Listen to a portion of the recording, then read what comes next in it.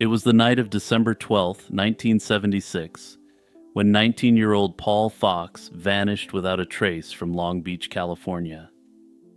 That day, he had helped set the table for a family dinner and then hurried out to meet friends, even leaving his wallet behind in his rush. Paul hopped into a car outside his home, expecting to return soon, but he never came back, and in fact, he was never seen again. Paul was the youngest of four brothers in a family of Hungarian immigrants. His parents, Paul Sr. and Elizabeth, had fled Soviet-occupied Hungary in the 1950s and built a new life in California. By 1976, the family lived in Long Beach, and young Paul, as they affectionately called him, was a recent high school graduate figuring out his future. He was working as a valet while he tried to figure out what the next steps he wanted to take in his life were. At 6 feet 3 inches tall with a light brown mustache, Paul was imposing, but also described as shy and polite. He was a talented artist and even handy around the house, and he could cook and sew his own clothes, a fact that his mother was very proud of. Most importantly, Paul was devoted to his family. He never left home without telling his mom where he was going and when he'd be back. Sometimes he would leave a note saying, for example, he was at a friend's house and would return in a few minutes. This responsible behavior made his sudden disappearance all the more baffling to his parents and brothers. On Sunday, December 12th, 1976, after eating an early supper at home, Paul headed out to meet friends at a local nightclub called Ripple's Bar in Long Beach. Ripple's was a popular spot on the waterfront, known as a gay-friendly dance bar. According to witnesses, Paul was seen at the club chatting with an unknown man, described as a strange man, not recognizable to his usual friend group. This would later turn out to be a critical clue. When midnight passed and Paul hadn't returned home, his family grew concerned. They discovered he had left behind his wallet and identification, which was very unlike him. By the next morning, the family reported Paul missing to the police and began searching for him in every way they knew how. Paul's family called all his friends and acquaintances, hoping someone had seen him after the club. They drove around Long Beach, checking his usual hangouts and even local hospitals, but there was no sign of Paul. When they pressed the Long Beach police for help, however, they were met with a frustrating response. And I bet I don't even have to say what that response was. But hey, if you're new to the genre, the cops told his family he was a runaway and told him he'd turn up soon. Being 19, Paul was legally an adult, and police noted that he had a pending misdemeanor charge for underage drinking and had missed a recent court appearance for it. To them, it may have been plausible that he might have taken off on his own to avoid that court date. His family emphatically rejected that idea. Paul had left on good terms, even setting the dinner table before going out, hardly something a plotting runaway would do. The family pleaded with authorities, insisting that Paul would never disappear voluntarily without contacting them. For days that turned into weeks, the family plastered missing person flyers around town and called the police regularly, trying to keep the case alive. But with no solid leads, their private investigation stalled. Months went by with no news. At some point after he disappeared, it does appear that the authorities started to take his case more seriously. But at that point, of course, valuable time had been lost. Periodically, the family endured terrible scares. Whenever an unidentified body was found that even loosely matched Paul's description, the authorities reached out. Officials would ask if Paul had a chipped tooth or inquire about his height, while the family's hearts pounded with anxiety, but it was never him. Over the years, Paul's parents chased every fleeting lead. In one instance, Paul's father learned of a crewman on a ship docked in Long Beach who happened to share his son's name. For a moment, they hoped Paul might turn up alive working on a boat. They tracked down that lead, only to find it was another man entirely. As time went on, Elizabeth was overcome with grief. Neighbors recalled that she cried every day, unable to find closure while her son was missing. Paul struggled as well, often having to leave the room when his wife broke down, because he had no words left to comfort her. In 1983, nearly 7 years after Paul disappeared, detectives from Orange County finally gave the Fox family a chilling update that they definitely didn't want to hear. They believed Paul had fallen victim to a serial predator who was active in Southern California, Randy Kraft. Kraft had been arrested that year and linked to a spree of brutal slayings of young men in the 1970s and early 1980s. There were several reasons investigators suspected a connection. Kraft was known to frequent Ripple's Bar in Long Beach, the very place where Paul was last seen. In fact, witnesses from 1976 later realized that the stranger spotted with Paul that night strongly resembled Randy Kraft. Even more damning, when police searched Kraft's car after his arrest, they found a handwritten list, a coded quote-unquote scorecard of his presumed victims. On this list was the entry named Ripples, alongside an obscene phrase. Investigators interpreted that obscenity as a likely code name for Paul, given how it resembled Paul's last name. Essentially, Kraft's own records hinted that he picked up a victim from Ripples and used a crude nickname that pointed to Paul's case. And this is the point where I should probably mention that I'm not quite sure Fox is the correct pronunciation of his last name, but I'm going with it because we're on YouTube.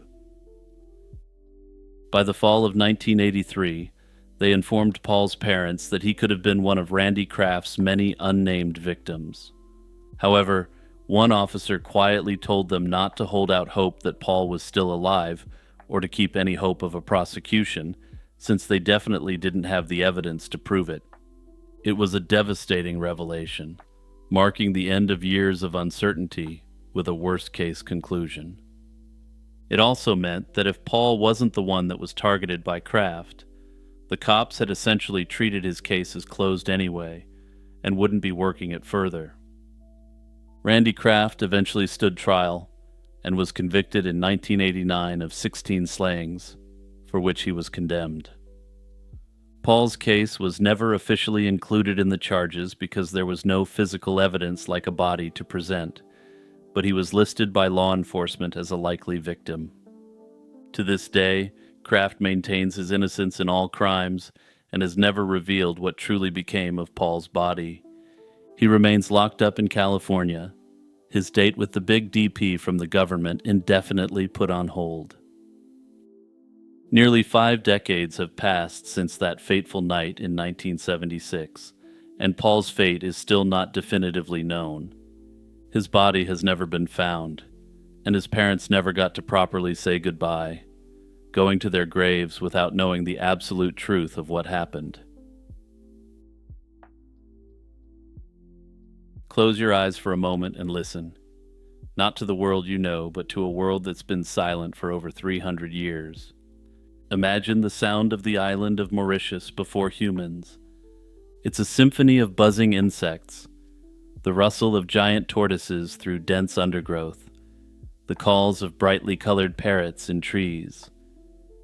There's one very unusual noise, though, the pigeon-like coo of a large flightless bird, foraging for fallen fruit on the forest floor. This was the world of the dodo, an ecosystem that evolved in splendid isolation for millions of years. Now, listen again. That symphony is gone. In its place is a profound silence, a quiet defined by the absence of its most famous resident. The story of the dodo isn't the simple fable you might remember from childhood, the tale of a stupid bird that was too clumsy to survive. It's a far more complex and tragic story of a creature perfectly adapted to one world and catastrophically unprepared for the new one that arrived. Mauritius is a volcanic island, a lonely peak thrust up from the floor of the Indian Ocean, never connected to any mainland. This isolation was the master architect of its unique ecology.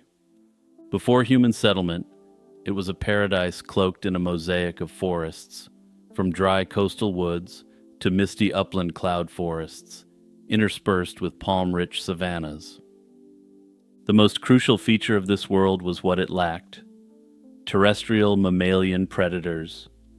With no large carnivores stalking the forest floor, the island's fauna evolved along a different path. Giant tortoises and skinks roamed freely, and the only native mammals were friendly bats that had made the perilous journey over the ocean there. In this sanctuary, the dodo's ancestors, pigeons that likely arrived from Southeast Asia millions of years ago, found an environment where their old adaptations were no longer necessary. Flying is an incredibly energy-intensive activity, a biological luxury maintained for escaping predators or finding scarce food. On Mauritius, food was abundant on the ground, and there was nothing to escape from ever. So, over countless generations, the dodo's ancestors traded the sky for the ground. Their wings shrank, their bodies grew larger and more robust. Similarly, their reproductive strategy adapted to this life of safety.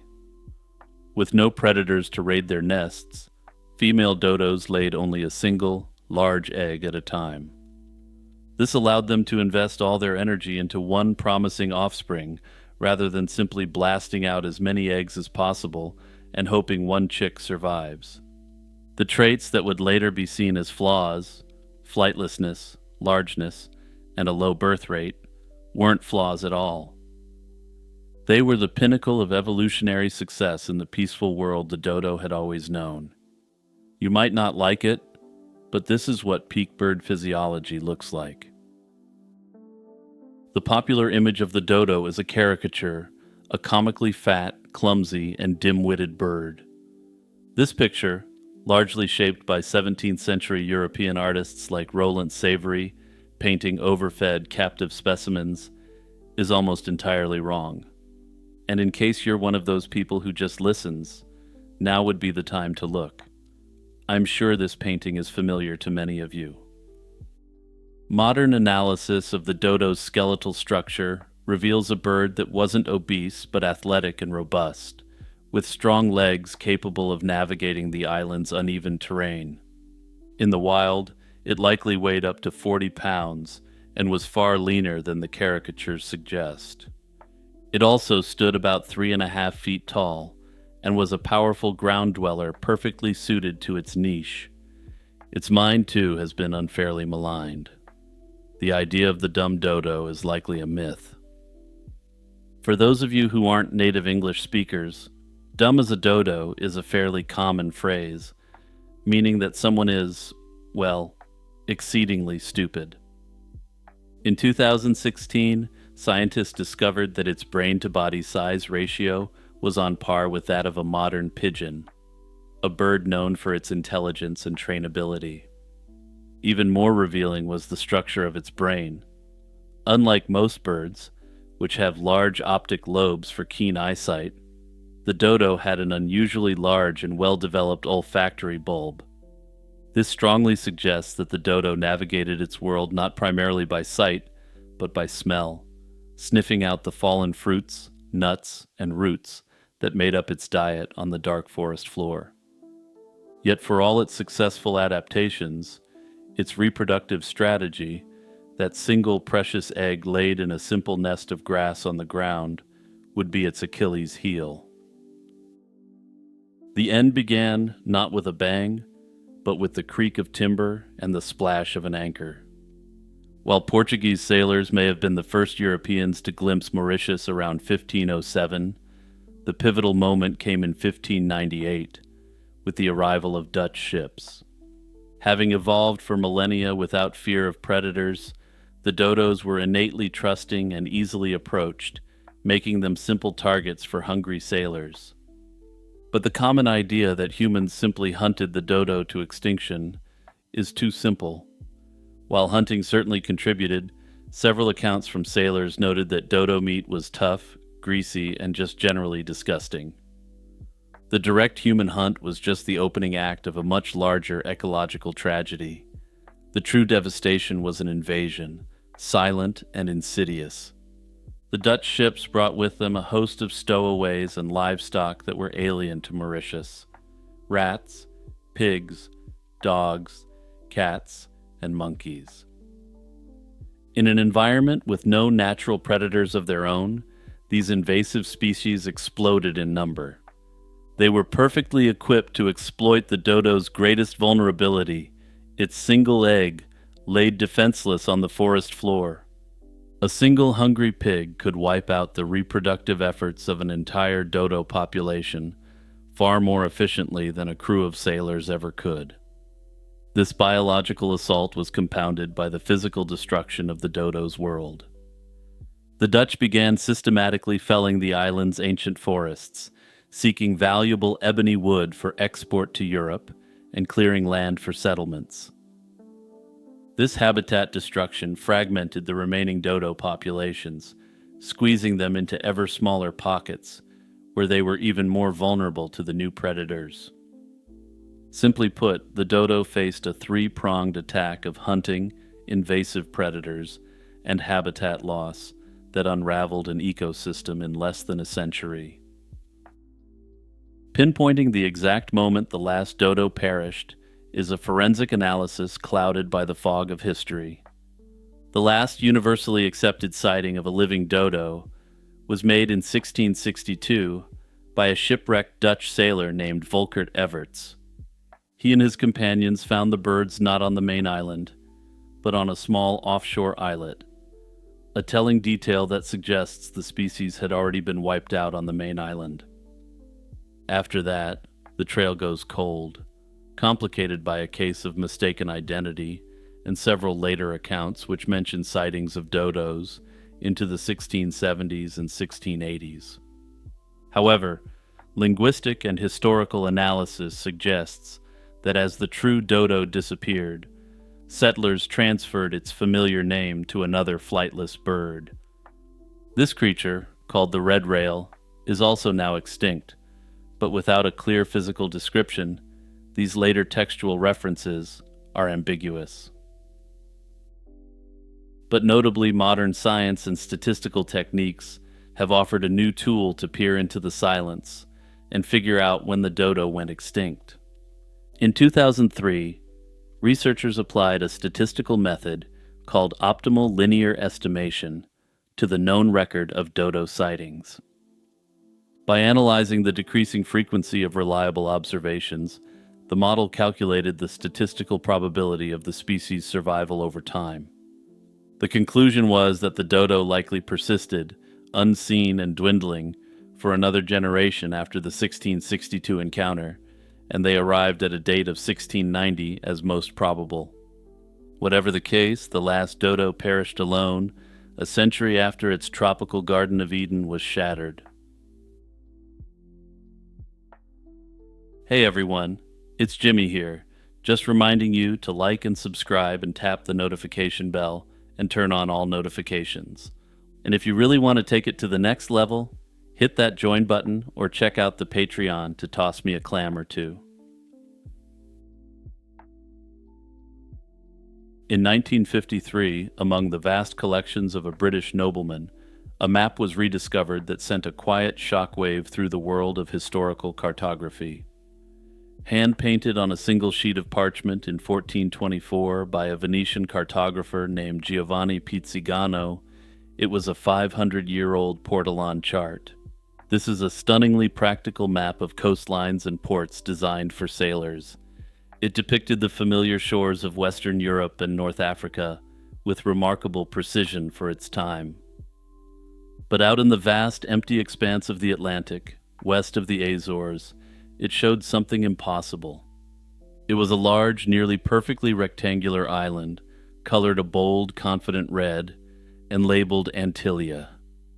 Interestingly, Antillia wasn't a simple phantom island, but a powerful myth born from the ashes of a fallen kingdom. The story of Antillia begins with a civilizational disaster. In the year 711 AD, the Visigothic kingdom that had ruled the Iberian Peninsula for centuries crumbled under the weight of an invasion by the Umayyad Caliphate. The last Visigothic king, Roderick, fell in battle, and within years, nearly all of what is now Spain and Portugal was under Muslim control. For the Christian population, it was a cataclysm. In the midst of this chaos, a legend of hope was born. The story, told and retold for centuries, centered on 7 Christian bishops who, led by the Archbishop of Porto, refused to submit to the new rulers. Around the year 714, they gathered their parishioners, boarded ships, and sailed west into the unknown Atlantic, a sea of monsters and myth, in search of a new home. According to the legend, they found it. After a perilous voyage, they landed on a large, fertile island where they established a Christian society, founding 7 cities. Each bishop was given the dominion over a city, and accounts even gave these settlements names, like Ira, Antua, and Ansali, lending a veneer of specificity to the tale. But the most crucial detail of the legend was a single dramatic act. Upon their arrival, the bishops ordered their ships to be burned. This was the point of no return. It transformed their desperate flight into a deliberate, permanent act of creation. They were no longer exiles, but founders, severing all ties to a homeland now lost to them. This story was a cultural and religious coping mechanism. In the face of civilizational collapse, it offered a narrative of continuity and divine sanction. It created an idealized Christian Visigothic Iberia that was safe, ordered, and pure, a stark contrast to the chaos of their conquered home. For 700 years, the story of the 7 bishops and their island sanctuary remained a powerful oral tradition. Then, in the 15th century, it took physical form. The 1424 Pizzigano chart gave Antillia its first known address, placing it firmly in the Atlantic. Its depiction was bizarre. Real islands aren't perfect rectangles, yet there it was, an impossibly geometric shape floating in the ocean. It was accompanied by a smaller archipelago, most notably a large blue rectangle to its north ominously named Satanazes, or the Isle of Devils. This pairing created a powerful symbolic geography in the middle of the ocean, a holy Christian sanctuary existing in direct opposition to a demonic, dangerous place. What's remarkable is that for the next 70 years, this strange depiction was copied by Europe's best map makers. Dozens of cartographers copied this Antillia group, along with the Devil Island, as if they were real places. This uniformity suggests they weren't plotting independent sightings, but were all working from a single, authoritative source that had become an accepted fact within the cartographic tradition. The name itself, Antillia, is widely believed to derive from the Portuguese ante ilha, meaning opposite island. This, combined with its rectangular shape, so similar to the outline of Portugal itself, has led many scholars to conclude that it was a symbolic projection. It was a piece of Portugal placed in the middle of the Atlantic. A phantom island on a map might seem like a historical curiosity, but Antillia had a very real impact on the world. During the 15th century, the legend transitioned from folklore to state policy. Portuguese monarchs, hungry for new lands and trade routes, treated Antillia as a plausible, even probable target for discovery. In a royal letter from 1475, King Afonso V granted the knight Fernão Teles the rights to the island and any other populated islands he might find in the western Atlantic. A decade later, in 1486, King John II issued a similar grant, authorizing another explorer to discover the island of 7 cities, a clear reference to Antillia. After 1492, As European ships began to crisscross the Atlantic, a problem emerged. Antillia wasn't where the map said it was. Explorers charted the Caribbean, finding a vast archipelago of islands, but no trace of 7 Visigothic cities. The legend, however, was too powerful to just disappear. Its name was simply applied to the newly discovered islands, the modern Antilles, a place name marking where the myth was potentially supposed to be. The core concept of the 7 cities, meanwhile, proved just as resilient. It detached itself from its island host and migrated, projecting itself onto the vast, unexplored mainland of North America. The legend also mutated. The focus shifted from a pious Christian refuge to rumors of unimaginable material wealth. As the Spanish conquered the Aztecs, the rumored cities became the 7 cities of gold, thought to be located in the American Southwest. These 7 cities of gold represented an early fusion of Spanish and Aztec myth-making. As the 16th century progressed and transatlantic navigation became routine, the space on the map for Antillia simply vanished. It was initially speculated that the islands could be something smaller than was imagined, and could still be out there in the Atlantic. However, increased traffic and more accurate charting provided overwhelming negative evidence, and the idea of this island disappeared. The modern consensus is clear. Antillia was a phantom island, but there is one more question surrounding it. Some believe that Giovanni Pizzigano had simply added it based on a misunderstanding of the Azores. For reference, the Azores were first permanently settled by the Portuguese, and that may indicate why there was a Portugal shape representing it. Others have proposed that it potentially represented Bermuda, though this island wouldn't be discovered until the early 16th century. Its origin remains an ongoing subject of debate amongst scholars. Perhaps it's a garbled account of a real place like the Azores, a cartographic error copied for decades, or just a purely symbolic representation of hope. Whatever the case, the name Antillia is now immortalized in the archipelago of islands in the Caribbean.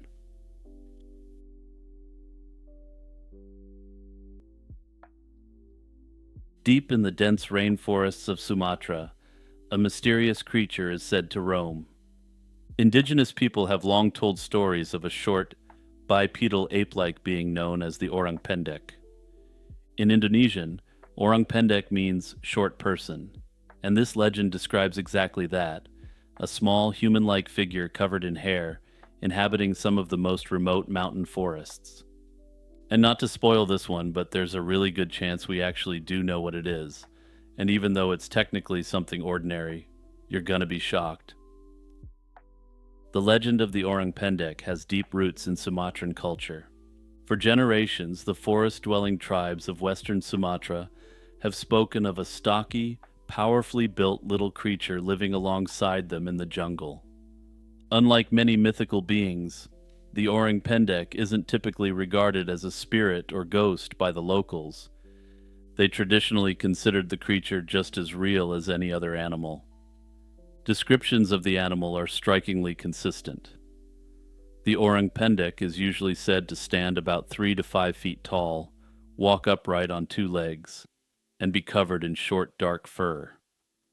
It's often described as having a muscular chest and arms, with strength so great that villagers say it can uproot small trees or snap thick branches. The creature is generally not seen as aggressive, and local tales say it avoids humans and will slip away quietly, though it may throw sticks or stones if threatened. Stories of the orang pendek remained relatively obscure to the outside world until the early 20th century, when Sumatra was under Dutch rule. During that time, a number of Dutch planters and explorers reported encounters with an unknown small wild man in the Sumatran forests. One of the first such accounts came from a hunter and settler in 1910, documented by the Dutch administration. In this report, a field overseer described seeing a creature about 40 feet away in the Baraseen Mountains. And that's an interesting name for the mountain. You're definitely going to want to keep that one in mind as we go forward. It was walking low to the ground, running like a human, but covered in hair, and definitely not an orangutan. The face, he noted with astonishment, was not like that of an ordinary human, yet not quite like an ape either. More sightings by Westerners soon followed, each leading to more scientific interest in the creature. In 1917, a Dutch settler encountered a mysterious figure while walking at the base of a Sumatran mountain. He saw what he first assumed was a person squatting on the forest floor. The quote-unquote person had the build of a small man with broad, square shoulders. However, when the entity stood up, the Dutchman realized that it was a hairy, ape-like creature. After a brief and tense moment, the animal calmly walked away on its two legs, then lifted up its long arms and started swinging into the dense jungle. Numerous other reports followed, all following a similar pattern, and all those who saw it were sure it couldn't be an orangutan.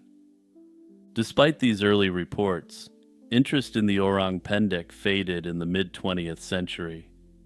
The upheavals of that time period and Indonesia's fight for independence occupied everyone's attention, and the creature remained a regional curiosity. For decades, it was seldom mentioned outside of local folklore. That changed in the late 20th century, when a new wave of explorers and researchers arrived in Sumatra, determined to find out once and for all what truth lay behind the legend. Starting in the 1980s, interest in the orang pendek increased substantially, both amongst Indonesians and in the outside world. Despite numerous expeditions having been conducted since that time, no conclusive evidence of the creature has ever turned up. However, new anecdotal sightings continue. This has led to some asking, with so many stories but no conclusive proof, what could explain the orang pendek phenomenon? One theory is that the orang pendek is a real but undiscovered great ape. Those who favor this idea point out that Sumatra is home to rich biodiversity, including the Sumatran orangutan, gibbons, and other primates. The orang pendek could be a ground-dwelling cousin of the orangutan, perhaps an evolutionary offshoot that adapted to life on the forest floor. Its reported physical traits appear to support this. Witnesses describe an animal with long arms, a thick torso, and significant body hair, all of which sounds ape-like. Unlike orangutans, which are arboreal and found in northern Sumatra, orang pendek sightings are mostly from the western central regions of the island. Some theorists believe it's conceivable that a small population of a new ape species lives in isolation there. Supporters also note that as recently as 2017, scientists officially identified a new species of orangutan, the Tapanuli orangutan, in Sumatra's ecosystem. In my view, this is a bit of a mischaracterization, to say the least. The Tapanuli orangutan was very much known to science for almost a century and was simply reclassified as a separate species of orangutan in 2017. Another theory suggests that orang pendek might not be an ape at all, but a surviving hominin, a relative of early humans. This idea gained popularity after the sensational discovery in 2003 of Homo floresiensis, the so-called hobbit human species, on the Indonesian island of Flores. Those fossil skeletons revealed that tiny human relatives only about 4 feet tall lived in Indonesia as recently as 50,000 years ago, and perhaps even coexisted with modern humans. Under this theory, an unknown hominin species is what people have been seeing, with the hairiness generally explained by the fact that they may be wearing furs. But now let's finally get to the reason why this is truly a fascinating mystery. Skeptics offer simpler explanations for the orang pendek sightings. They propose that people in the forest may be seeing known animals, but interpreting them as something mysterious due to unusual circumstances. One candidate often mentioned is the sun bear, a small bear native to Sumatra. Sun bears, when malnourished or suffering from disease, can lose much of their fur. They can also walk upright for prolonged periods of time and at a surprisingly rapid pace. An upright sun bear glimpsed through foliage might be mistaken for a hairy bipedal creature. In fact, there have been cases of sun bears standing on two legs and startling observers. Their stance can look eerily human from a distance. In mid-2023, a viral video posted on social media captured Angela, a Malayan sun bear at Hangzhou Zoo, standing upright and waving at spectators with a human-like posture. Its sagging skin folds looked like a baggy suit, leading viewers both online and in person to speculate the bear was a person in costume. The rumors spread online, fueled by disbelief that a real animal could look like that and mimic such human gestures. The zoo was forced to release a statement confirming that the sun bear wasn't a dude in a costume being used to drum up publicity.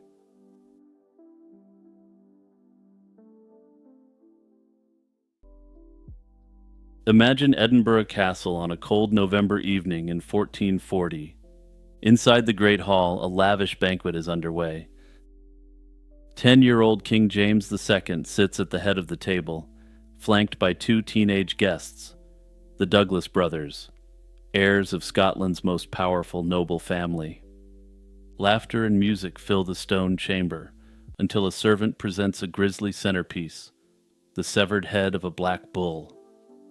Before the night is over, both Douglas heirs are beheaded in the castle yard, victims of a sensational act of betrayal that became known to history as the Black Dinner. It's a scene so dramatic and cruel that it sounds like fiction, yet it is all too real. Indeed, this medieval Scottish atrocity even helped inspire the infamous Red Wedding scene in Game of Thrones. To understand why two noble youths were brutally slain at a royal dinner, we must set the stage in mid-15th century Scotland, a time of political turmoil and power struggles. 3 years earlier, in 1437, Scotland's King James I had been assassinated, leaving his son James II to inherit the throne at the tender age of 6. With a child king, the country fell under regency, and various factions of nobles vied for control of the government. One of the most formidable figures was Archibald Douglas, 5th Earl of Douglas, the head of the mighty Black Douglas dynasty. Archibald was not only the kingdom's wealthiest magnate, but was even next in line to the throne, after little James II, thanks to intermarriages between the Douglases and the royal Stuart line. His influence was so great that he effectively served as regent for the boy king until Archibald's sudden death from illness in 1439. Archibald Douglas's demise unleashed a fierce struggle for power. On one side was the widowed Queen Mother, Joan Beaufort, determined to protect her son's interests. On the other side were ambitious noblemen like Sir William Crichton, the Lord Chancellor of Scotland, and Sir Alexander Livingston of Callander. These two men controlled key strongholds in Scotland and significant estates. Caught in the middle was the Douglas clan itself. Archibald's title and vast estates, virtually a principality within Scotland, passed to his teenage son William, the 6th Earl of Douglas, who was about 15 or 16 when he inherited in 1439. This youth suddenly became the most powerful noble in Scotland, at least on paper. But his very prominence made him a potential threat in the eyes of Crichton and Livingston. The two regents had no intention of letting the Douglas power overshadow their own grip on the kingdom. In fact, the Douglas family's influence was so extensive that many considered it a direct threat, not just to rival nobles, but even to the crown's authority. Through 1439 and 1440, the tension mounted significantly, and Crichton and Livingston jockeyed for dominance. They even went so far as to seize the young King James in a bid to control royal legitimacy. In essence, they agreed to keep him under their direct control, and most importantly, control access to who he was able to see and interact with. This not only allowed them to issue edicts in the king's name, but also raised the likelihood that Crichton and Livingston would remain close advisors of the king into his majority. Basically, they wanted to make themselves indispensable to King James in his minority, so that they would continue to influence him throughout his much longer majority. At the same time, they sought ways to neutralize the Douglas factor. The teenage Earl of Douglas, inexperienced, and next in succession to the throne after James II, was an obvious wild card in the political equation.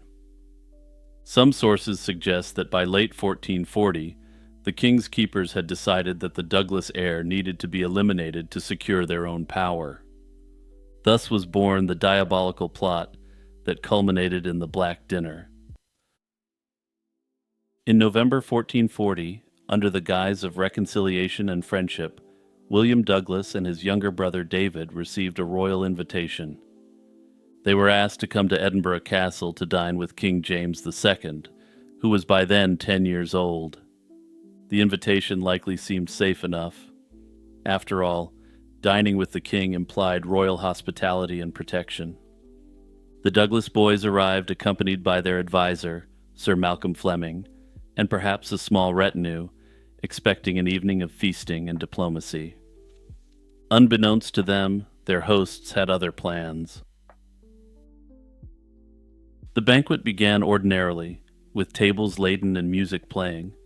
Accounts vary on the details, but legend has it that as the meal progressed, a dramatic and chilling signal was given. A covered platter was brought forth and placed before the Douglas brothers. When the lid was lifted, it revealed the head of a black bull, a dire omen that, in medieval Scotland, signified death. In that instant, the atmosphere flipped from merriment to terror. This was the cue for armed men, loyal to Chancellor Crichton, to burst into the hall and seize the young nobles. King James was present at the dinner according to later chronicles, and by some accounts he watched in horror as his guests, who were also his cousins, were grabbed by soldiers. One version of the story even claims the boy king begged for the lives of the Douglas brothers, protesting that violating the sacred guest right was evil and dishonorable. But if James pleaded, his guardians ignored him. The Douglas brothers were hauled out of the hall and down to Castle Hill, where a sham trial for treason awaited. Outside, under whatever pale moonlight November offered, an impromptu tribunal accused William and David Douglas of plotting against the crown. The charges were almost certainly fabricated, given that William Douglas was 16 and had shown no active rebellion at that point, and his younger brother was literally a kid.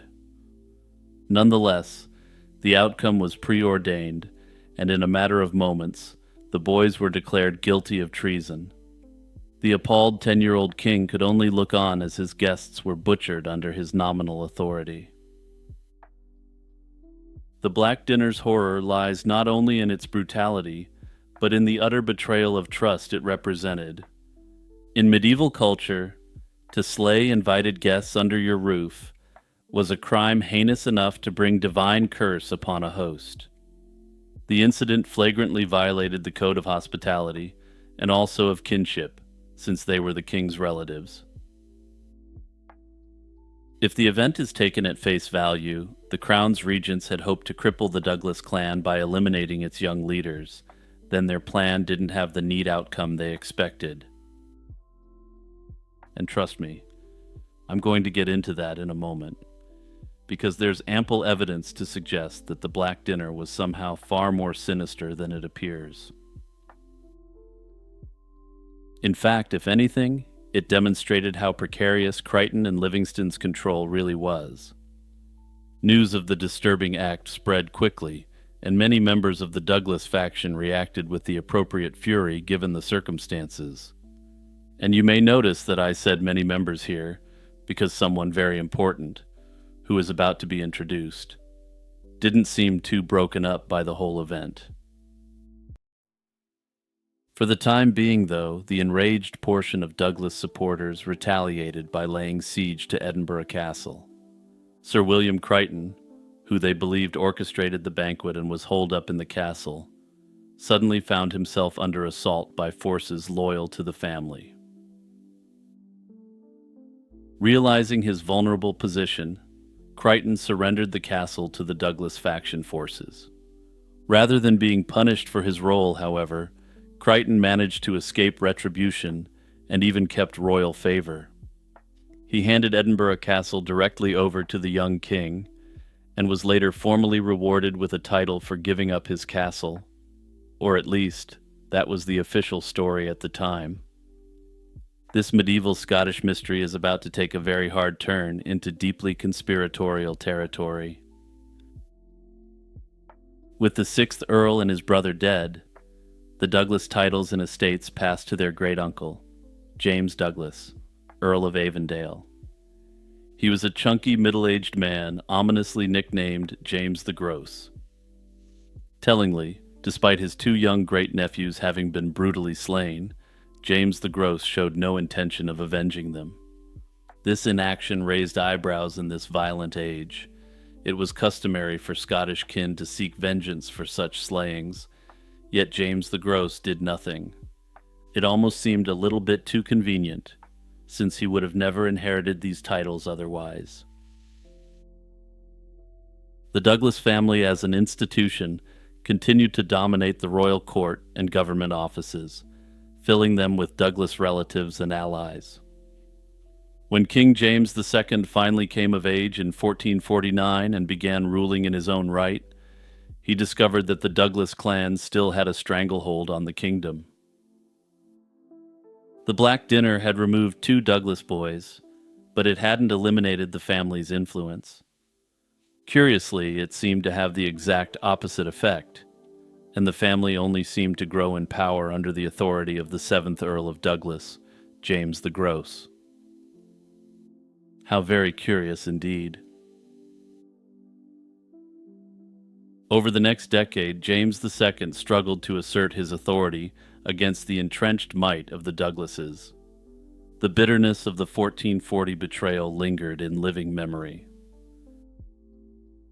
Eventually, in 1452, King James took his own revenge in an eerie echo of the Black Dinner. He invited William Douglas, 8th Earl of Douglas, the son of James the Gross, to Stirling Castle under a promise of safe conduct, then personally gutted him. This was a far cry from the boy king, who may have cried and tried to save his cousins by appealing to the rules of hospitality and the prohibitions against kinslaying. The 8th Earl of Douglas was, after all, both his guest and his kin.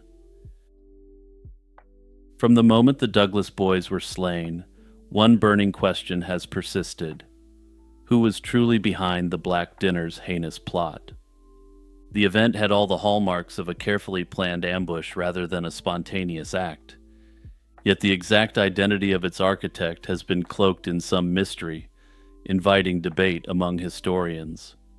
At the time, popular opinion and later chronicles often blamed Sir William Crichton, the Chancellor, as the primary culprit. It was Crichton who controlled Edinburgh Castle and whose men physically carried out the arrests and executions. However, Crichton was not necessarily acting alone. Notably, Sir Alexander Livingston of Callander, who shared power with Crichton during the king's minority, is often mentioned as an accomplice. Livingston was deeply involved in the Regency's power plays, and some sources list both Crichton and Livingston as co-conspirators who together orchestrated this dark dinner theater. The reasoning is that both men feared the Douglas influence and theoretically collaborated to break the Douglas clan's power by decapitating its leadership both literally and figuratively. And that was the official version of the story that was accepted at the time. However, in the warm light of day, centuries afterwards, professional and amateur historians began to question this narrative. Beyond the royal advisors, intriguingly, suspicion also falls on a member of the Douglas clan itself. Modern historians increasingly view James the Gross, the victim's great uncle who inherited the earldom, as a key beneficiary and perhaps the silent mastermind of the Black Dinner. At first glance, it sounds counterintuitive. Why would a Douglas betray his own kin in such a horrific manner?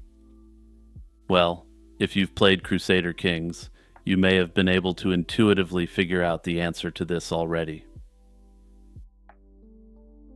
James the Gross was an older cadet of the family with comparatively modest holdings, until his young great-nephew came along as Earl.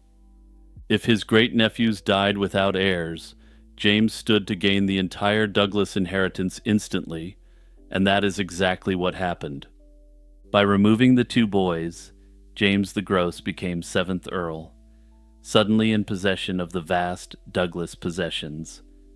Notably, in the wake of the Black Dinner, James not only took over the Douglas estates, but also aligned politically with Crichton.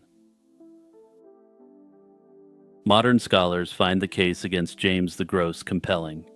They point out the telling detail that after becoming Earl, James never sought vengeance for William and David, an unusual omission in that era of Scottish feuds. His failure to prosecute or punish Crichton looks highly suspicious at the very least. Further, it makes virtually no sense strategically why Crichton would want to slay the two inexperienced brothers, knowing that their vast lands would fall to James the Gross. James the Gross had already proven himself to be a capable and dangerous man, unlike the two brothers. If Crichton had really wanted to diminish the power of the Douglas clan, it's argued that he would have only taken out the 16-year-old, leaving the much younger brother in charge. For reasons that make no sense strategically, he simply chose to remove both brothers, handing full control of this powerful clan to a capable rival. Crichton was heavily embroiled in late medieval power politics, and had proven himself to be very effective at advancing his own position. It seems unlikely that such a formidable man could make such a great oversight, especially given the conduct of James the Gross afterwards. Notably, contemporaries don't seem to have suspected James the Gross as being involved whatsoever, which strikes me as unusual. To put it in language that'll be familiar to all my Crusader Kings 3 players out there, it seems to me that James the Gross must have had a ridiculously high intrigue stat. Though I suppose perhaps not quite high enough, since James the Gross was one successful scheme away from becoming James III of Scotland, but of the House of Douglas, not Stuart. The Black Dinner of 1440 remains one of Scotland's most infamous betrayals, a night when dinner guests became victims and a royal castle became the scene of an atrocity. Its legacy has all the elements of a dark legend. Innocent young nobles, scheming lords, a duplicitous feast, and a violation of the ancient laws of hospitality. The mystery of who conceived this deed will likely continue to fascinate historians for generations. However, today, the prevailing view is that it was a conspiracy of interested parties. Most believe that Chancellor Crichton, Regent Livingston, and James the Gross all had their hands in the plot. On December 13, 1982, 19-year-old David Thies and his family were gathered in their Manhattan apartment to honor his father's birthday.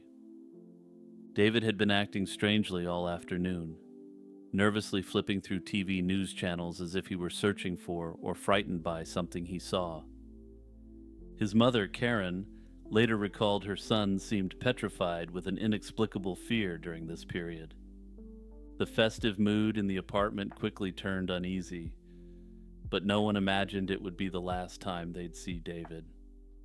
Around 4 o'clock that afternoon, David stepped out into the hallway for a quick smoke break, telling his family he'd be right back. He never returned.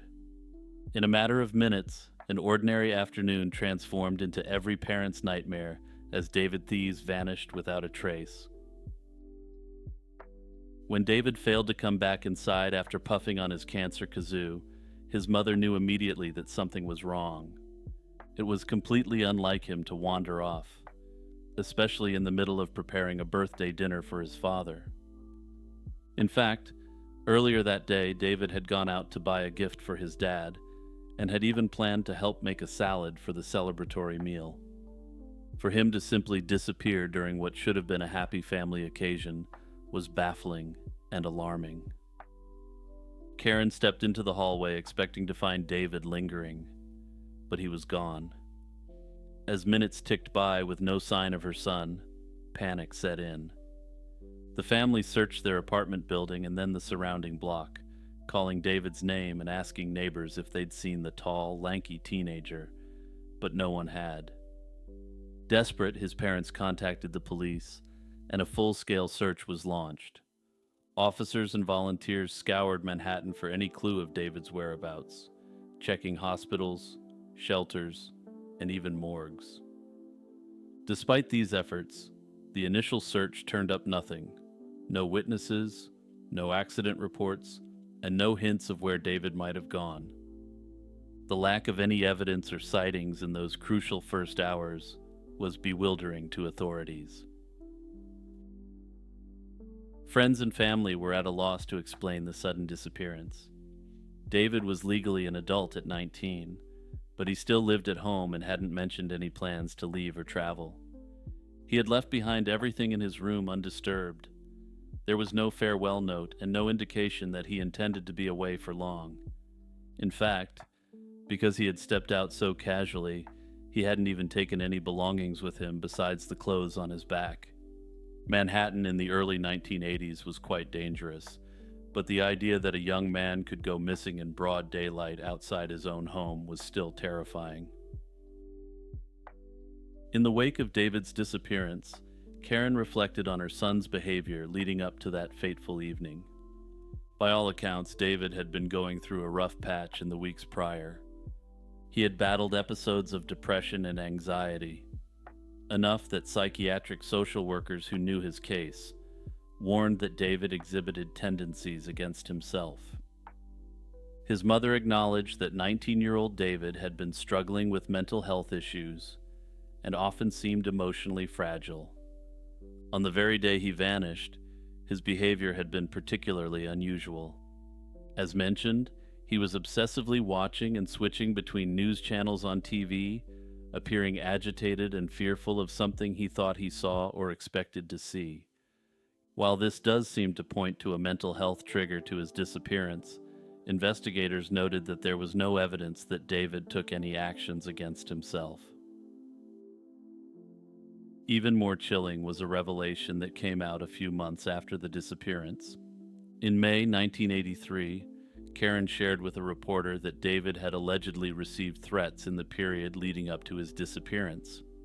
David didn't specify who made these threats or why, but this detail cast a new and frightening light on David's mindset.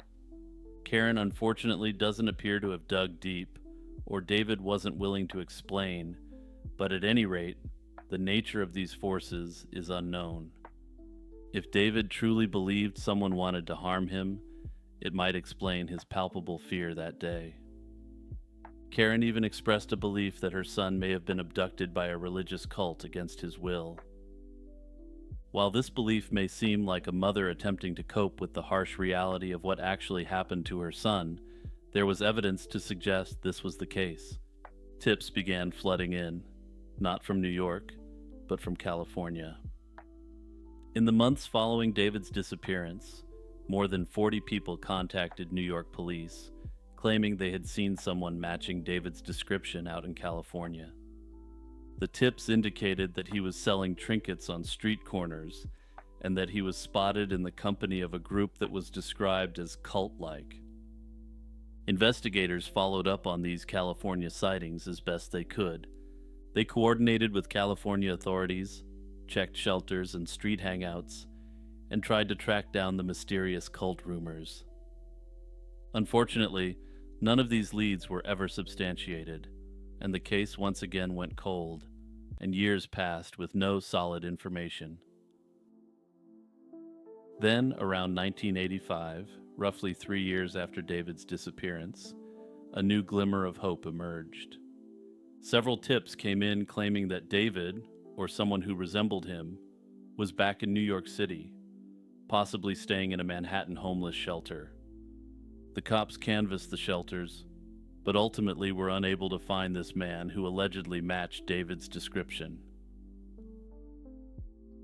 The question of what happened to David has led to substantial speculation over the years, and several theories have been debated by investigators and armchair sleuths alike. One theory is that David ran away intentionally. This idea is bolstered by his known emotional troubles. It's conceivable that David chose to flee to escape his problems, whether those were internal or external. Some have speculated that his belief that there were threats against him may have simply been a manifestation of his worsening mental state. If he fled of his own accord, the sightings in California and later in New York might actually have been him living off the grid. People who subscribe to this theory think David could have assumed a transient lifestyle to hide from whatever demons were chasing him, whether they were real or imagined. Perhaps he hitchhiked across the country, dropped his former identity, and survived by panhandling or doing odd jobs. The fact that none of the sightings were confirmed means we can't know for sure if they were real or mistaken. That said, they leave the door open that David might have left to start a new life, or simply to get away. If he believed that there were people threatening him, he may have believed he was actually saving his family by dropping off the radar like he did. If this scenario is accurate, David might still be out there today. Another prominent theory centers on the idea of cult involvement or abduction. The notion that David fell prey to a cult has been fueled by multiple pieces of circumstantial evidence. First, the numerous tips about seeing him with a cult group in California suggest that at least some people thought he was in the orbit of a religious or fringe group. Second, David's own mother voiced her belief that a cult could have been responsible, going so far as to suspect he was abducted into such a group against his will. If David had encountered a cult in New York, it's possible he got entangled and was either brainwashed or coerced to leave his old life. Cults have targeted vulnerable young people since the dawn of time, and David being depressed and anxious definitely fit the bill. A third possibility that must be considered is foul play unrelated to a cult, essentially that David met with some kind of crime or accident after stepping out. New York City in 1982 had its share of crime, to say the least, and it's conceivable that David could have stepped outside at the wrong moment. Perhaps he witnessed something he shouldn't have, or crossed paths with a dangerous person on the street. The fact that he was never heard from again could imply that someone harmed him that very day and concealed his body. However, as of now, no forensic evidence has tied any John Doe to David, and there's no evidence that he met with foul play regardless. Finally, some have wondered if David experienced some form of psychological break or amnesia that caused him to lose touch with who he was. In this scenario, David might not have intended to disappear, but became disoriented due to a mental health crisis. He could have wandered away in a dissociative state and not known how to get home or who to call. If his memory or sense of self was impaired, he may have ended up living homeless under a different name, not realizing a whole city and family were searching for him. This is speculative, but cases of dissociative fugue have been documented, and some people actually find that they enjoy their new fugue life more. Given that David was suffering from depression in his regular life, it could be that he decided to just continue on with living his new life. Over 40 years later, the disappearance of David Thies remains an open and agonizing mystery. As of today, David Thies would be in his early 60s, a far cry from the teenager who disappeared in 1982. It was a late October night in 2021 when 37-year-old Melissa Trumpy walked out of her workplace in Monroe, Wisconsin, and into the chilly darkness, never to return. Her disappearance quickly became a haunting mystery involving two states, a troubled romance, and a community desperately seeking answers. Melissa's life in the months before she went missing was tumultuous. She had started dating 35-year-old Derek Hammer in 2019, and friends say the relationship was toxic from the start. Hammer had a history of violence and crime, and he'd even served prison time in Nevada for the assault of a former girlfriend. Once he came into Melissa's life, family noticed negative changes. Melissa, who had no criminal record before, became entangled in Hammer's alleged substance activities.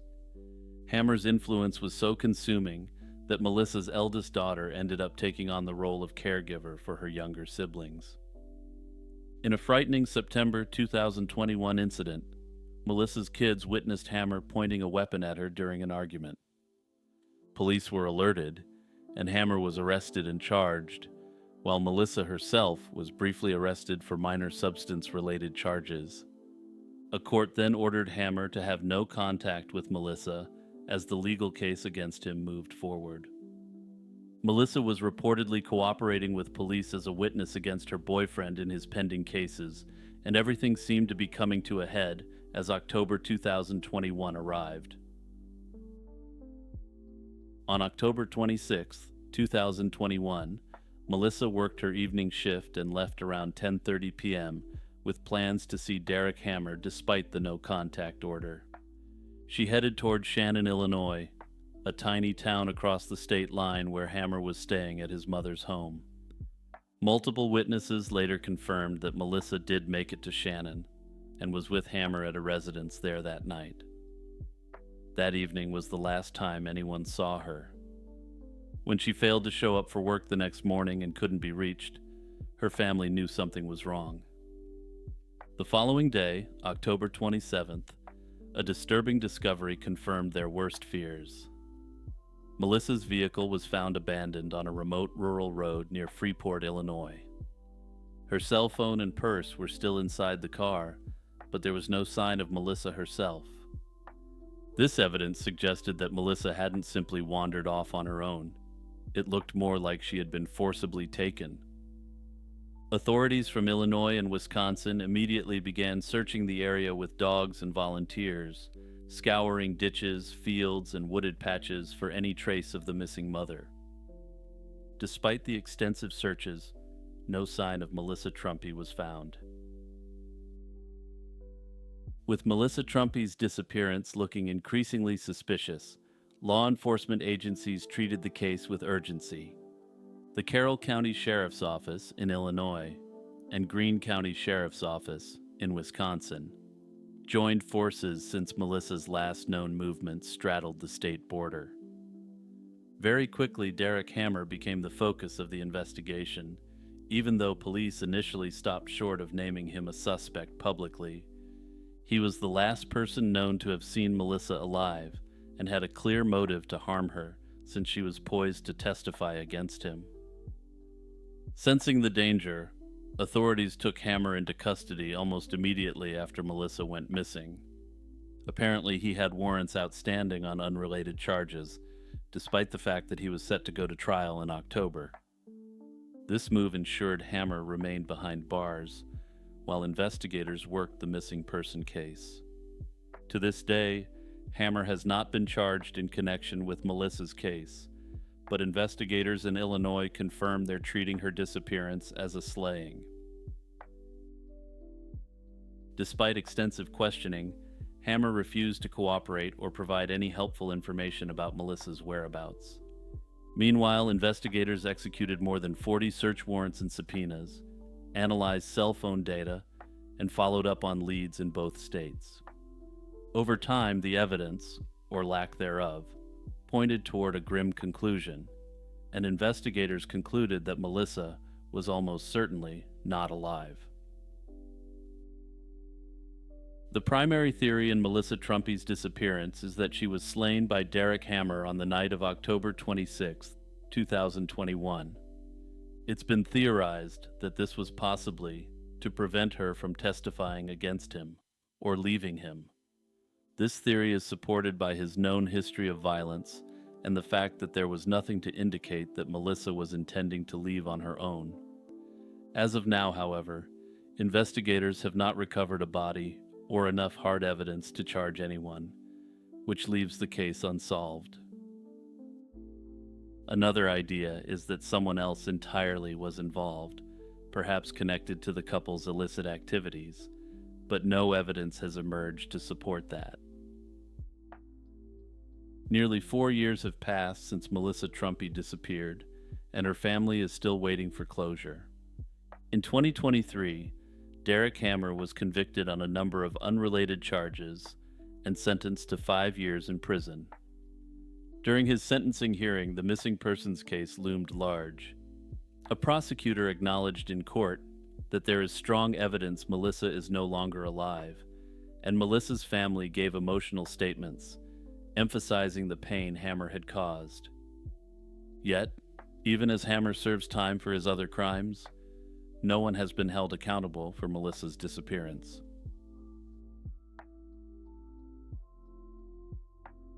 Tokyo's Kabukicho district never truly sleeps. But in the neon-lit early hours of September 1st, 2001, a sudden explosion jolted this area into chaos. Within minutes, a narrow, multi-story building was transformed into an inferno, trapping dozens of late-night workers and patrons inside. By the time firefighters extinguished the blaze 5 hours later, 44 people were dead, one of the worst fire disasters in Japan's modern history. Yet this horrific incident, now known as the Myojo 56 building fire, is barely remembered globally, given the events that would overshadow it just 10 days later.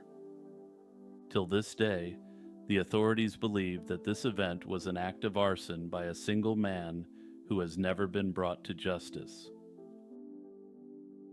In the heart of Kabukicho, Tokyo's notorious entertainment and red light district, stood the Myojo 56 building, a narrow 4-story structure packed with late-night businesses. Around 1 a.m. on September 1st, 2001, an explosion rocked the building and ignited a fierce fire that tore through its upper floors. The third floor housed the Ikkyu Mahjong Parlor, an illegal high-stakes gambling den, often frequented by off-duty workers and gangsters. The fourth floor was home to a provocatively named club called the Super Loose Hostess Bar. Both floors were crowded with patrons and staff at that late hour. According to witnesses, a fireball ripped through the mahjong parlor when a staff member opened the door, suggesting a sudden backdraft or blast of flames. The explosion even punched a small hole in the building's front facade, and within moments, thick smoke and fire engulfed the top levels of the cramped building.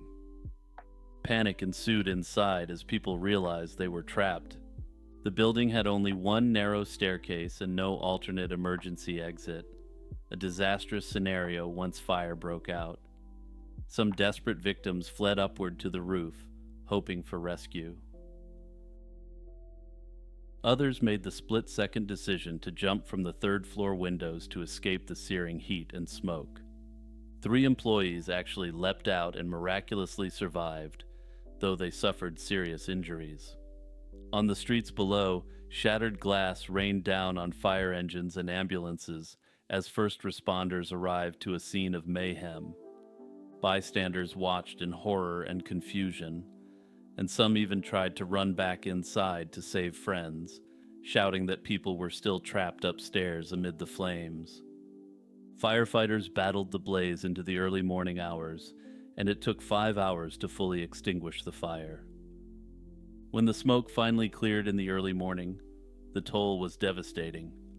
A total of 44 people lost their lives inside the Myojo 56 building.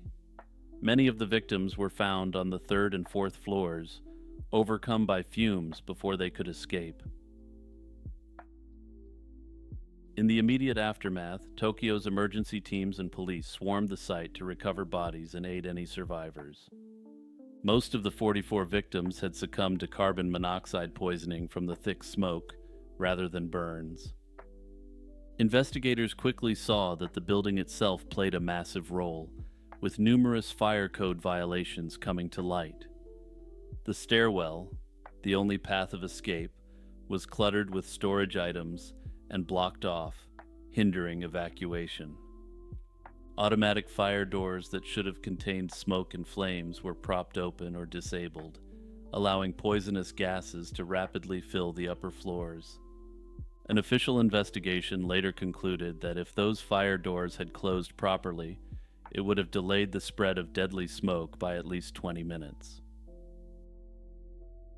As the city reeled from the disaster, attention turned to accountability. In the weeks following the fire, Japanese media scrutinized the building's owners and management. It soon emerged that the property owner, the Myojo Kosan Group, and the tenant businesses had repeatedly violated fire safety laws. Over the next year, police gathered evidence to charge those responsible for the hazardous conditions. Finally, in February 2003, Tokyo Metropolitan Police arrested 6 individuals connected to the building on charges of negligence resulting in death. Those arrested included 2 Myojo Kosan executives, essentially the landlords, as well as the operators of the mahjong parlor and the hostess bar. Prosecutors argued that their failure to maintain proper fire exits and safety equipment directly contributed to the 44 deaths. Legal proceedings dragged on for years, but by July 2008, a verdict was reached. 5 of the 6 defendants were convicted of negligence for the Kabukicho fire, receiving suspended prison sentences, meaning they avoided actual jail time. The 6th person was completely acquitted, which is much more rare under the Japanese system than it is under our common law system. While the courts addressed the safety lapses, the question of what actually caused the fire continued to hang in the air. Notably, the trial for the fire was simply for the negligent conditions in which the building and premises were kept. Initial reports on what actually caused the fire were inconclusive, and in the immediate aftermath, investigators refused to speculate publicly. Interestingly, early evidence pointed in different directions. For example, a broken gas pipe was reportedly found at the scene, raising the possibility of a gas leak explosion. Indeed, in the first days, some investigators thought a gas explosion might have been to blame, though further analysis ruled that out as the sole cause. By late 2001 and into 2002, authorities were hesitant to declare the blaze an intentional crime without solid proof. Instead, the public narrative focused on the egregious negligence of the building's owners. For a time, officials even suggested that arson was likely not the cause, implying the disaster could have been a tragic accident compounded by unsafe conditions. However, as the investigation progressed, suspicions of arson grew stronger. Rumors swirled almost immediately in Kabukicho's bar rooms and back alleys that the fire had a sinister origin. It didn't escape notice that the blaze started in an illegal gambling parlor and that organized crime groups were deeply entwined in the local nightlife scene. Police eventually came around to this view as well.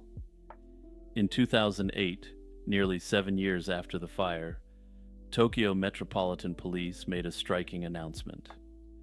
They had concluded the fire was most likely an act of arson after all, despite their earlier statements to the contrary. This reversal of the official stance came literally a day after the negligence trial ended. This suggests that once the criminal responsibility of the owners had been legally settled, investigators felt freer to acknowledge the possibility of foul play. The case of the Myojo 56 fire thus shifted from a mere safety tragedy to a full-blown unsolved arson case. Yet identifying a culprit proved elusive. No arsonist has ever been arrested or charged, and the case remains unsolved to this day. Police did have at least one interesting lead. Eyewitnesses reported a suspicious man fleeing the scene around the time the fire started. This man was seen emerging from the building's front door amid the chaos, and he appeared to be injured as he vanished into the night. Investigators believed this unidentified injured individual might have been the one who set the blaze, perhaps getting hurt in the process. In fact, he was treated as the prime suspect once arson was suspected, but authorities were never able to track him down. That said, personally, I have to question whether he was someone who simply didn't want it known that he was hanging out in the area. After all, this was a high-stakes gambling parlor with a house of ill repute located right above it that was known to be frequented by wealthy businessmen. Given the context, many in Japan suspect that the fire wasn't a random act, but rather tied to the underworld conflicts of Kabukicho.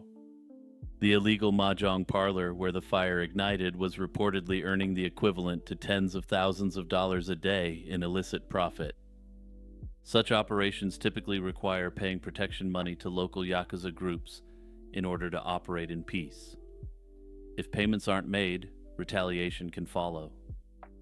It's known that at least one business in the Myojo 56 building had refused to pay extortion fees to certain crime syndicates, causing trouble with gangsters in the months before the fire. This has led to a theory that the blaze may have been a brutal message, an act of arson as retribution or intimidation by an angry gang. Some have pointed fingers specifically at rival factions jockeying for control in Kabukicho. Around that time, Chinese gangs were also muscling into the district, sometimes clashing with the established Japanese yakuza groups. It's possible the gambling den got caught in a squeeze between competing criminal interests. In one interview, an alleged Chinese gang leader acknowledged knowing the building and admitted there were disputes over it between the Chinese and Japanese organized crime figures. However, he was clear that while it wouldn't have been unusual to torch the building, neither his group or his Japanese rivals would have committed such an act. His reasoning was simple. They're in the game to make money, not to burn down buildings full of people who are ultimately paying money to the criminals. And this makes sense, after all. A large fire would also bring intense police heat on the whole district, which is bad for business. Given the connection to gang activity, it's been speculated that the individual seen fleeing the scene may have been a rogue enforcer. When it was found out what he had done, it's speculated that he may have been handled by his own people to prevent the whole organization from being torn apart. Over 2 decades later, the Myojo 56 fire stands as a haunting mystery in Japan that isn't well known in the outside world. My own personal hypothesis is that the man seen fleeing the scene was indeed affiliated with one of the criminal groups fighting for control of the building. I suspect he may have went there to try to intimidate the business owners into complying with higher protection fees. To do so, he may have lit a small fire, not realizing that there was a broken gas pipe in the poorly maintained building. From there, I suspect he may have been silenced by his own people, or that he simply disappeared, pretending to be a victim of the blaze. Hey everyone, Jimmy reminding you to like and subscribe and tap the notification bell and turn on all notifications. Also, don't forget to hit that join button if you want to take your support for my channel to the next level. You can support for as little as $1 a month. In early December 1991, the Austin suburbs were bustling with holiday shoppers. Families crowded strip malls and couples enjoyed nights out. Hidden beneath this festive veneer, a small frozen yogurt shop in North Austin prepared to close for the evening. 2 teenage employees, 17-year-old Jennifer Harbison and her friend Eliza Thomas, were tidying up while Jennifer's 15-year-old sister Sarah waited for a ride. 13-year-old Amy Ayers, another friend, was there too.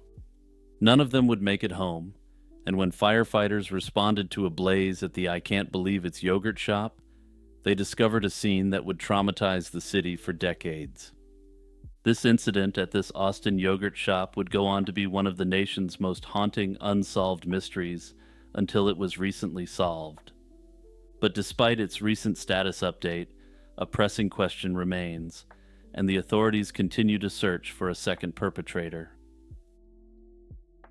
The evening of December 6, 1991 began like many others for the Harbison sisters. Jennifer and Eliza were wrapping up their shift when Sarah arrived, accompanied by her friend Amy. Witnesses later reported seeing men hanging around the strip mall, and a man was observed entering the shop just before closing. Shortly before midnight, a passing patrol officer noticed smoke, and when firefighters arrived, they encountered heavy flames and a pungent odor. Firefighters knew what that smell meant, though the full horror of what had happened was not yet known. As the smoke cleared, they made a gruesome discovery. 4 bodies clustered in the back storage area. Investigators determined that the girls had been bound with pieces of their own clothing, gagged with cloth, subject to illicit assault, and shot in the head with at least 2 different weapons. Their bodies had been doused with a flammable liquid and set alight. Austin police quickly launched an extensive investigation. Dozens of detectives canvassed the area, interviewed hundreds of potential witnesses, and gathered physical evidence, including 2 sets of shell casings. Unfortunately, the fire and sprinklers had destroyed much of the evidence.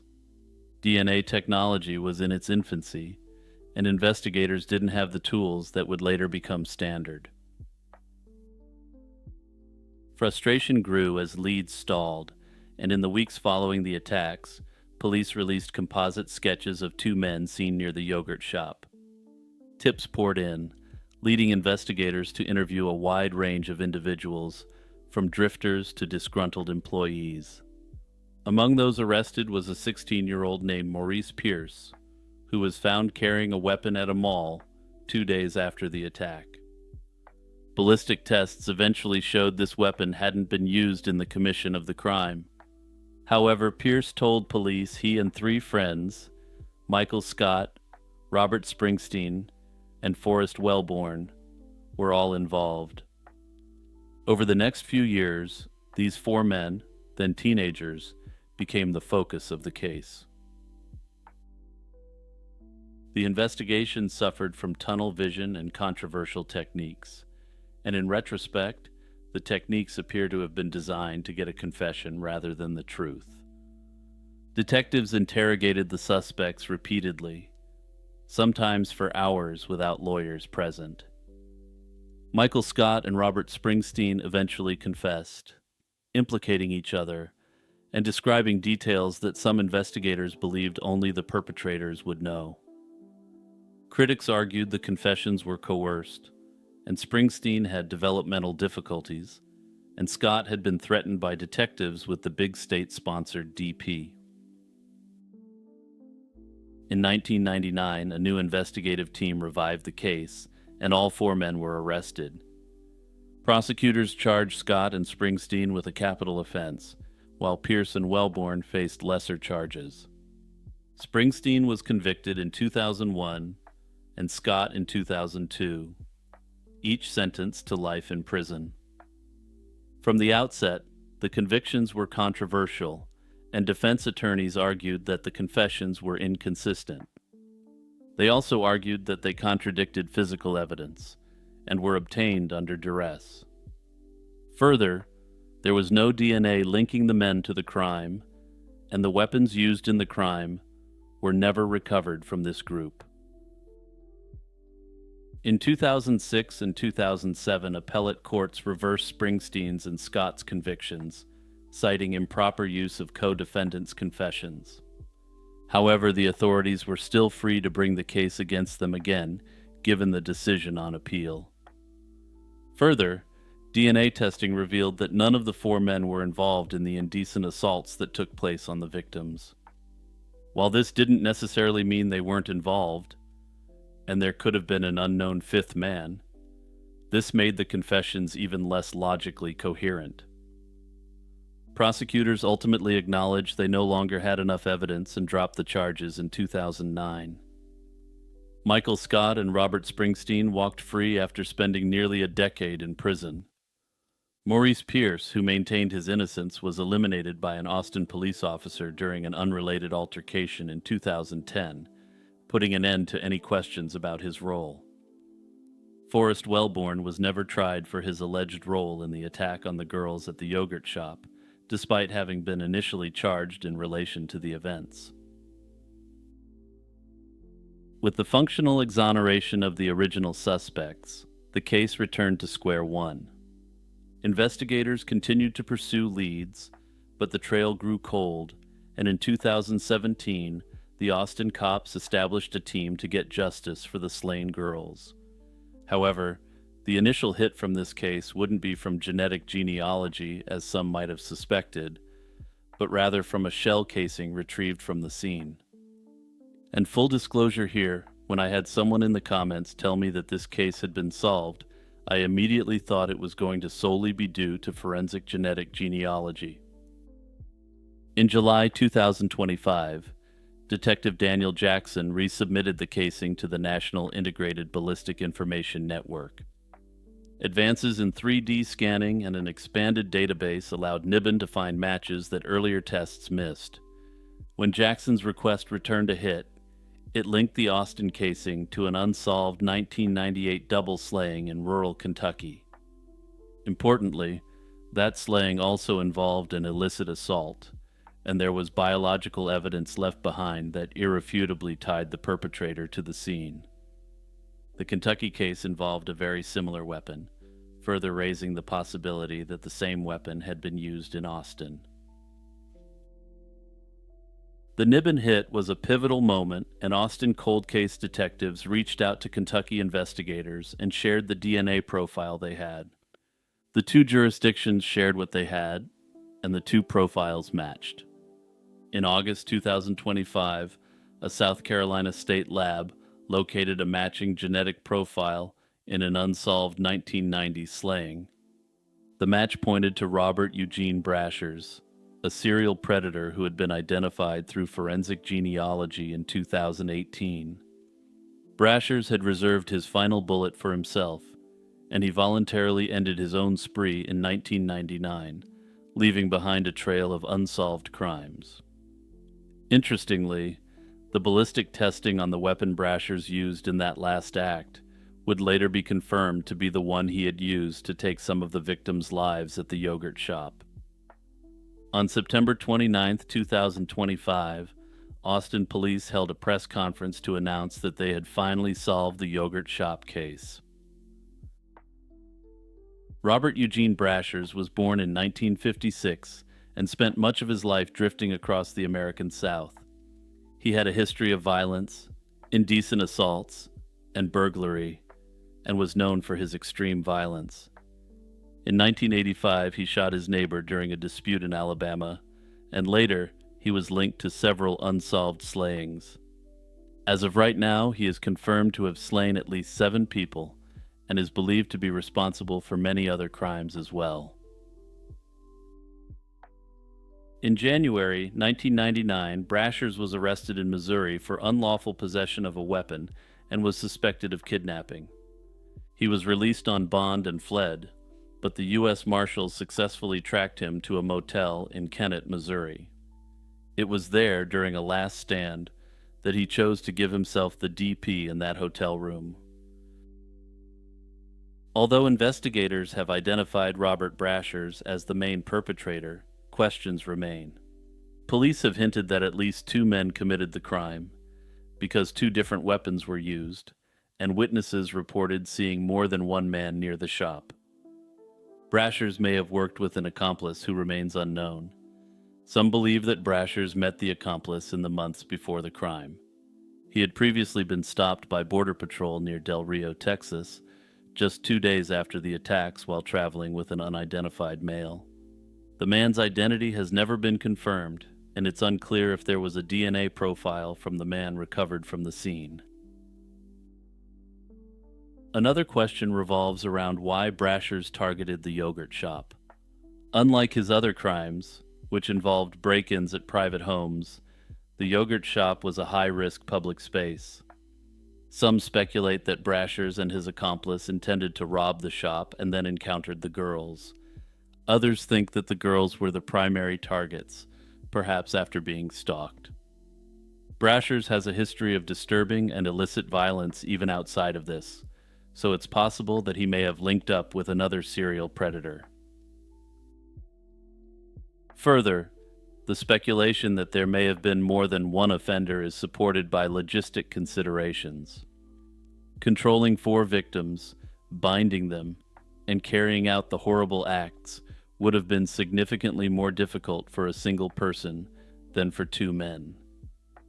Personally, I don't find this point to be all that compelling, and I suspect 4 teenage girls who are confronted by one armed man wouldn't be fighting back in any meaningful way. In fact, I suspect this would likely be the case even if these were 4 unarmed, burly, adult males. The full or partial resolution of the yogurt shop slayings illustrates just how far forensic technology has come in the last few decades. Had this crime taken place today, the perpetrator or perpetrators would have been clapped in cuffs within months, given the power of these testing techniques.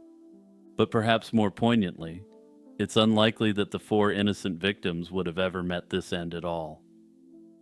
Brashers likely wouldn't have been given the opportunity to start his crime spree if he lived in the era of ultra-modern forensic techniques. Anyway, it looks like there's still some significant work to be done on this case by investigators. While it hasn't yet been confirmed that a second perpetrator exists, I hope to have an update on this case shortly. On a warm Thursday in February 2021, Naomi Bolivar told her parents she was going to walk at the Ann Kolb Nature Center in Hollywood, Florida. It was a place she loved for its serene trails and birdwatching spots. She left home around 4 p.m. to catch a bus, and even sent a cheerful selfie to a friend from an observation tower in the park around 6 p.m. But minutes later, Naomi stopped responding to messages, and by 6:15 that evening, her phone had gone dark, flickering on mysteriously only hours after she went missing. She never made it to her planned 7 p.m. Zoom meeting that night, and her family's concern quickly escalated from there. Outwardly, Naomi was a devout member of her church and an avid self-described nature girl who spent countless hours watching birds and exploring the outdoors. In late 2020, she graduated from Brigham Young University, Idaho, with a degree in wildlife ecology, hoping to work for the National Park Service one day. Naomi also coped with high-functioning autism, and while she was very bright, her family noted that she tended to be naive socially.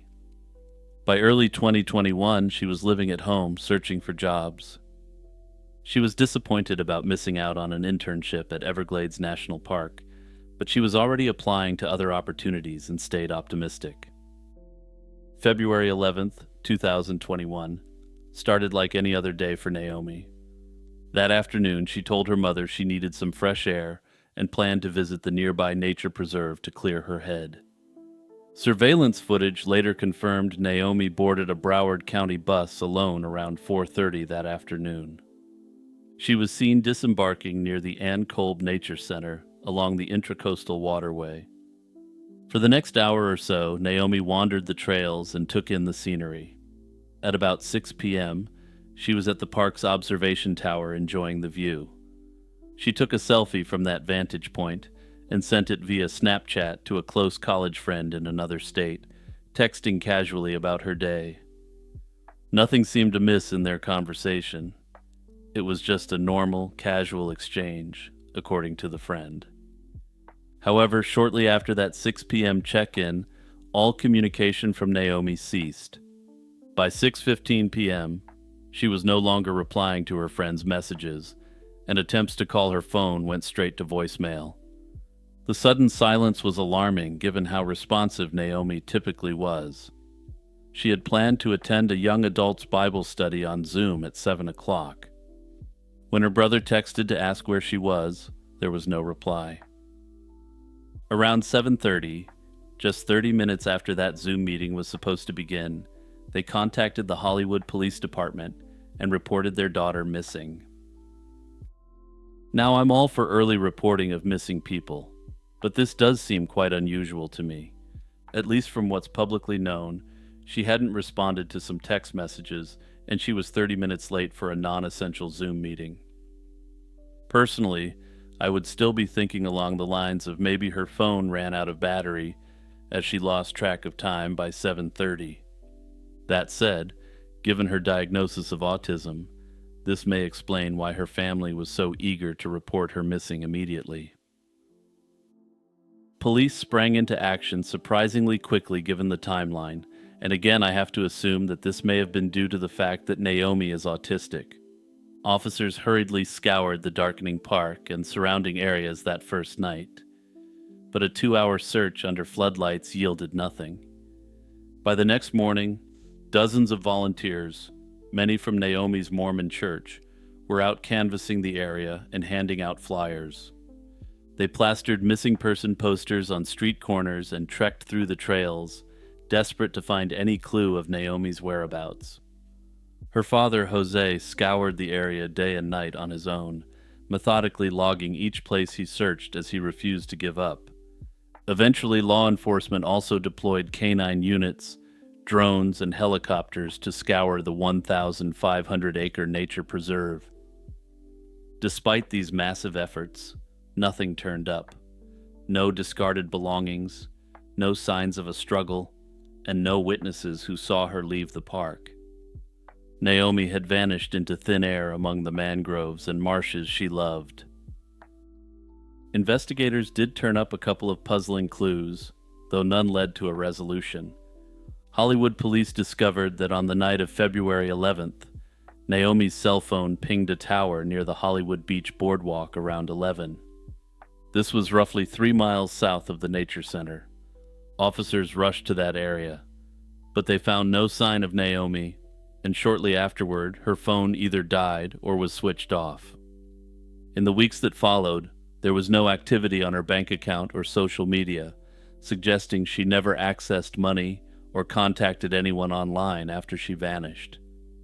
In a strange twist about a month later, someone briefly powered on Naomi's phone and even initiated a group text chat with a few of her friends.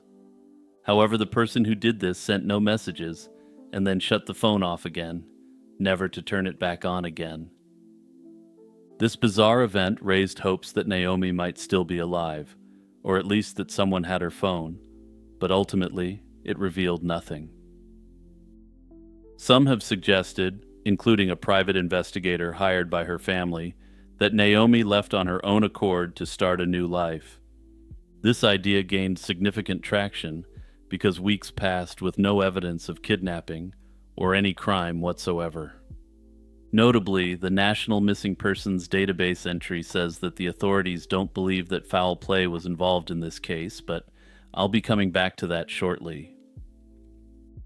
The private investigator noted that Naomi had been grappling with serious inner conflicts regarding her faith. He speculated that these struggles might have driven her to escape the strict expectations of her church and family life. Indeed, the fact that police found no signs of foul play, no struggle, no suspect, no crime scene, gives some weight to the runaway theory. However, those who know Naomi strongly dispute this theory. She left home that day with no money, no credit cards, and not even an ID on her. Nothing one would take if planning to be gone long. Close friends insist she wasn't the type to suddenly run off without a word, and she never expressed any desire to leave home or cut ties.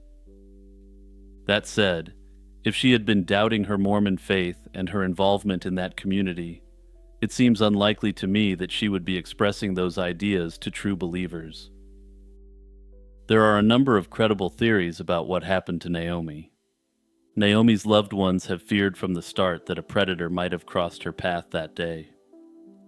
The nature park and the nearby boardwalk were open to the public, so a stranger could have approached her even in daylight.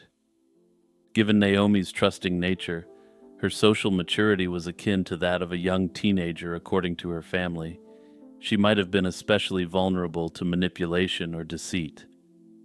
Her family worries that she could have been taken against her will, perhaps even targeted by traffickers.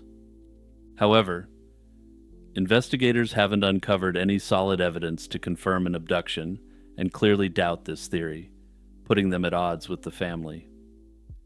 There were no eyewitnesses or reports of a disturbance at the park, and no clear clues on surveillance cameras aside from the bus video. Of course, it's possible an abductor lured Naomi away without anyone noticing. The late-night ping of her phone by the beach is intriguing.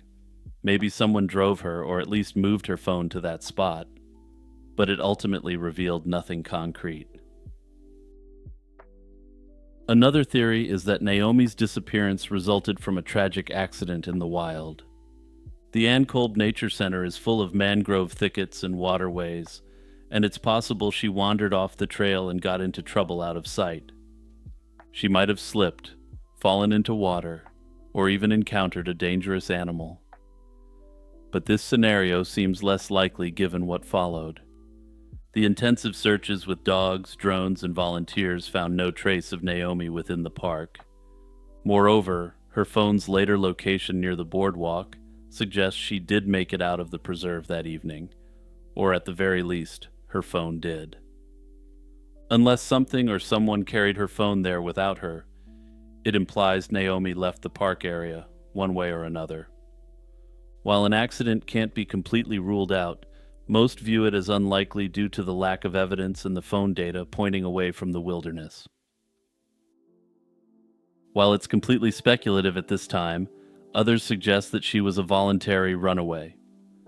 According to this theory, she may have been questioning who she was attracted to, and this could have caused problems with her deeply religious family. According to this theory, Naomi didn't wipe her search history before her disappearance, and there were a whole bunch of questions about the status of gay people in Mormonism. There are numerous claims online that she was taken into an unofficial program designed for people who want to part ways with the Mormon Church. That said, these claims are unsubstantiated and may not have any basis in reality.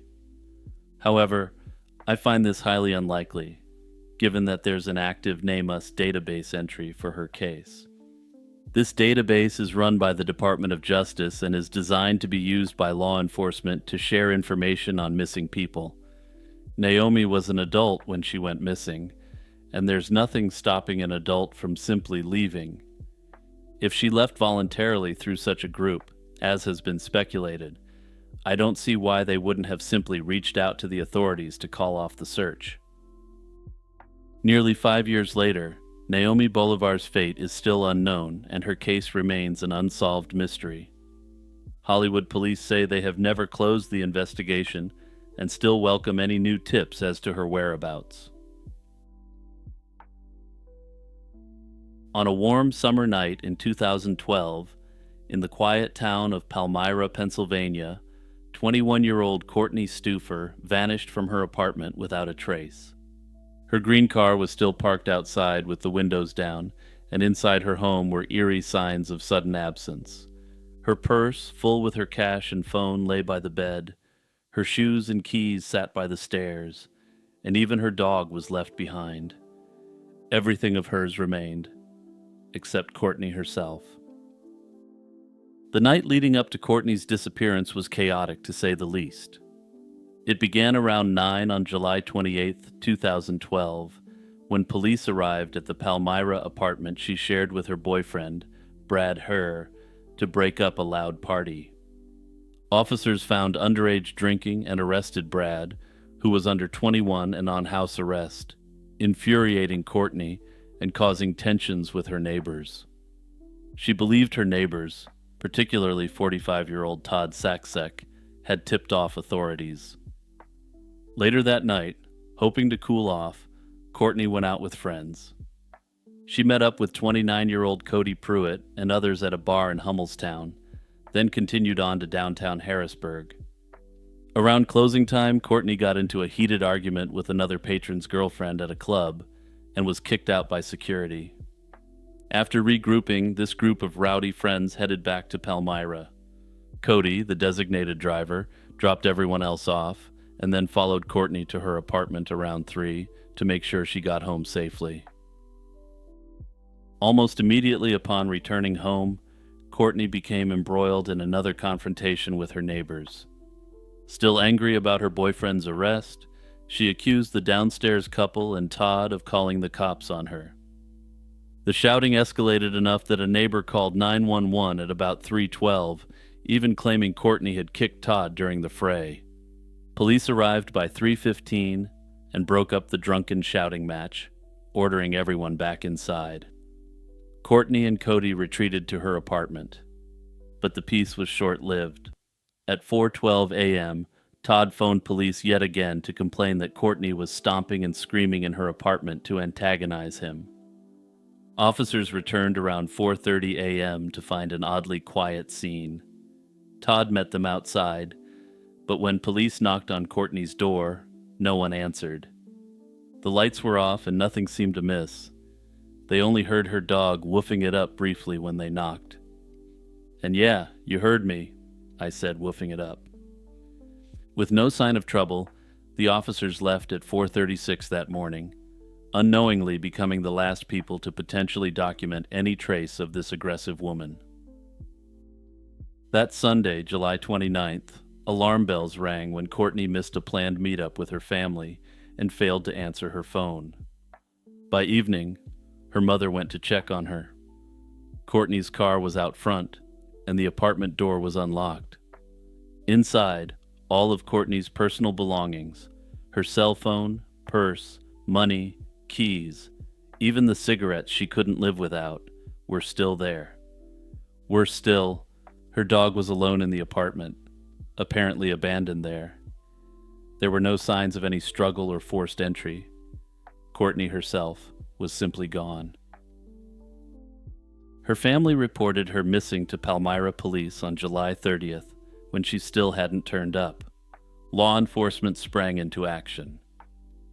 In the following days, search teams with canines combed through fields, backyards, and woods around Palmyra. Despite exhaustive efforts, nothing concrete was found. Not a drop of blood or a single clue turned up. Meanwhile, Courtney's family and friends plastered the area with missing person flyers and pleaded for any information, but no promising leads emerged. Notably, the FBI also got involved in the investigation early on, suspecting foul play was involved. With scant evidence, several theories have emerged about what might have happened in those murky pre-dawn hours. One person in focus was Cody Pruitt, the friend who stayed over and was last to see her. Cody told police that when he woke around 7 a.m. and couldn't find Courtney, he assumed she had stepped out. He left, even texting her later that morning when she didn't reappear. Security camera footage confirmed Cody stopping at a convenience store around 7:30 a.m., consistent with his account. Police questioned Cody and a friend named Milton Rodriguez, who had been with them earlier, and searched their vehicles for any evidence. Cody cooperated fully, and he passed a polygraph and volunteered a DNA sample to investigators, though there was nothing to test it against. Authorities eventually stated that neither he nor Milton were considered suspects in the case. Another theory centers on the neighbor feud. Many wonder if the bad blood between Courtney and her neighbors, especially Todd, could have turned lethal after the police left. Courtney had complained to friends and family that Todd made her uncomfortable. About a week before she vanished, she told her mom that this neighbor had been videotaping her and acting creepy, making her genuinely scared. However, there's no proof that these allegations are true, and Courtney is documented as acting highly belligerently towards Todd, as well as numerous other people. Further yet, some have speculated that even if Todd was videotaping her, he was documenting her conduct in hopes of getting her evicted. After Courtney disappeared, it emerged that Todd had left an angry voicemail for their landlord, threatening to take matters into his own hands if Courtney wasn't evicted. Police did search Todd's apartment and car about a week later, but found no physical evidence linking him to the disappearance. Todd cooperated and completely denied involvement, and has never been named as a suspect in this case. Finally, some have proposed the possibility of a random foul play scenario, or that she may have made other enemies who have stayed off the radar. This theory is difficult to prove, and there's essentially no evidence to indicate that this was the case. More than a decade later, Courtney Stauffer's fate is still unknown, and her case remains a mystery. Hey everyone, Jimmy here once again, reminding you to like and subscribe and tap the notification bell and turn on all notifications. Also, don't forget to hit that join button if you want to toss me a clam or two directly. Picture the Austrian Alps in 1779, cold winds sweeping across jagged peaks, pine forests whispering secrets to the valleys below. One evening, deep in the wilderness, a traveler stumbles upon something that has no place in the known world. Not one creature, but two, sleek, sinuous bodies like serpents, crowned with feline heads that watch with eerie intelligence. The sight is so wrong, so primal in its horror, that the witness bolts for home, words tumbling out in a panic, heart giving out before the tale can even settle in. This isn't just a fable, but a typical encounter with one of the most infamous creatures whispered about in the dark corners of alpine legend.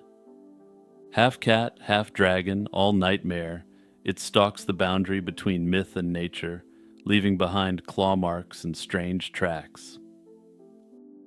Long before it had a specific name, the Tatzelwurm was simply a dragon. The remote, rugged landscapes of the Alps in Austria, Switzerland, Germany, and Italy were fertile ground for such tales. For centuries, locals believed these mountains were home to monstrous serpents, or Draco, whose poisonous breath could sicken a man. The legend began to solidify in the 17th and 18th centuries, when early naturalists started cataloging these accounts not as myths, but as potential zoological discoveries. They recorded incredible testimonies. A four-legged, cat-faced mountain dragon that reared up to the height of a man, a creature whose breath caused headaches and dizziness, and another blamed for mysteriously scaring the milk out of the local cows.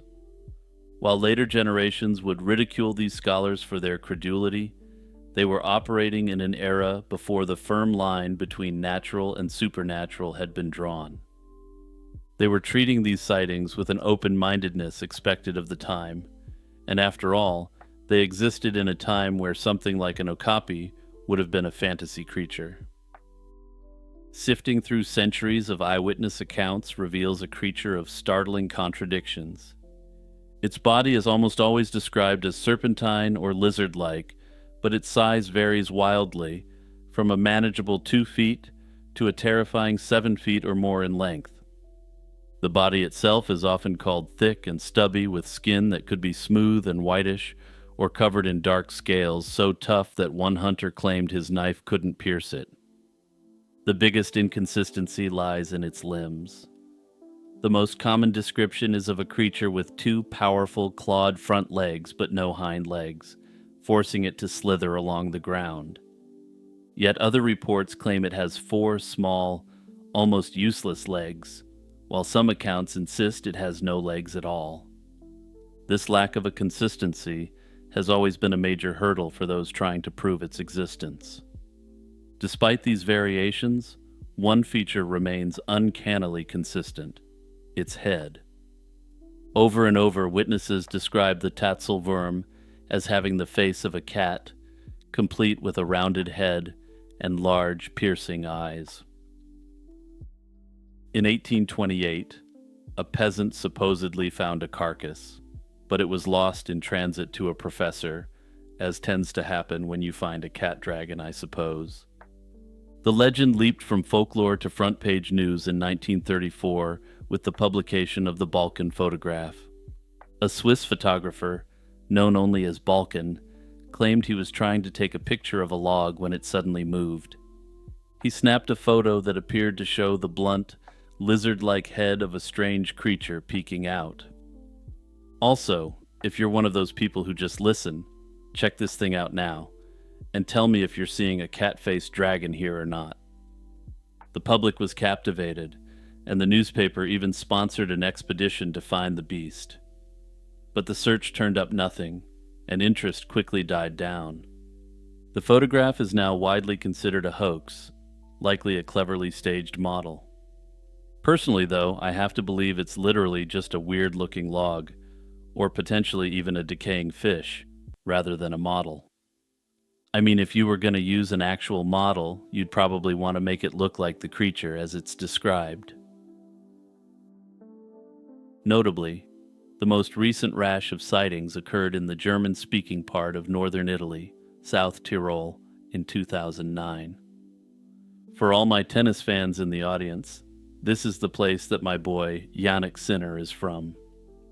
In a sad twist, it was discovered that these sightings of a mysterious lizard in the Alps were in fact real monitor lizards that had been abandoned by an unscrupulous breeder. There are a number of theories that try to explain why this creature has been consistently reported over the course of history. One of the most popular ideas is that it's a type of undiscovered giant amphibian. The Japanese giant salamander, for example, can grow up to 5 feet long and has a serpentine body and front claws, matching key parts of the description. Others suggest it could be a member of the siren family of salamanders. These axolotl-like salamanders possess only 2 front legs and a long eel-like body. However, they live underwater and are only found in North America. Also, like I said, they resemble axolotls and would be impossible to confuse for cats. Still others suggest that it may simply be a cat seen under poor lighting conditions in an unusual place, explaining the feline appearance of this cat dragon. Judge John Fairbanks was a pillar of the small town of Newport, New Hampshire. A lifelong resident of the area, Fairbanks had served on the Newport District Court bench for over 30 years. He also ran a successful private law practice specializing in handling wills, estates, and trust funds for local families. To neighbors and colleagues, he was known as honest and helpful, often assisting widows and overseeing the finances of those who trusted him implicitly. Beneath that respected image, however, Fairbanks was hiding a devastating secret. For years, he had been siphoning money from the very clients who relied on his integrity. So gather around while I tell you the twisted tale of Justice Fairbanks, a local judge who broke bad and left behind more questions than answers. In August 1987, one of Fairbanks's longtime clients, Patricia Sawyer, entrusted him with her stock certificates as part of updating her will. She had been relying on Fairbanks for financial advice since her husband's death decades earlier. But after the stock market crash on October 19, 1987, the infamous Black Monday, Patricia noticed something alarming. Her regular dividend checks stopped arriving. When she pressed Fairbanks for answers, he brushed her off with a convoluted explanation. He claimed the crash had hurt the value of her stocks and said he was withholding her dividend checks to prevent further losses, an excuse that did little for her growing concern. Around the same time, another client began to question Fairbanks's handling of funds. John Tweedy, who had made Judge Fairbanks the legal guardian of his mentally incapable brother's trust, met with the judge in late 1988 and felt something was deeply wrong. Fairbanks evaded Tweedy's questions about the status of the trust accounts, raising red flags. Determined to get answers, Tweedy launched his own inquiry into the records. What he found was disturbing: stock sales that didn't add up and dividend payments that were far lower than they should have been. In total, at least $20,000 was unaccounted for in his brother's fund.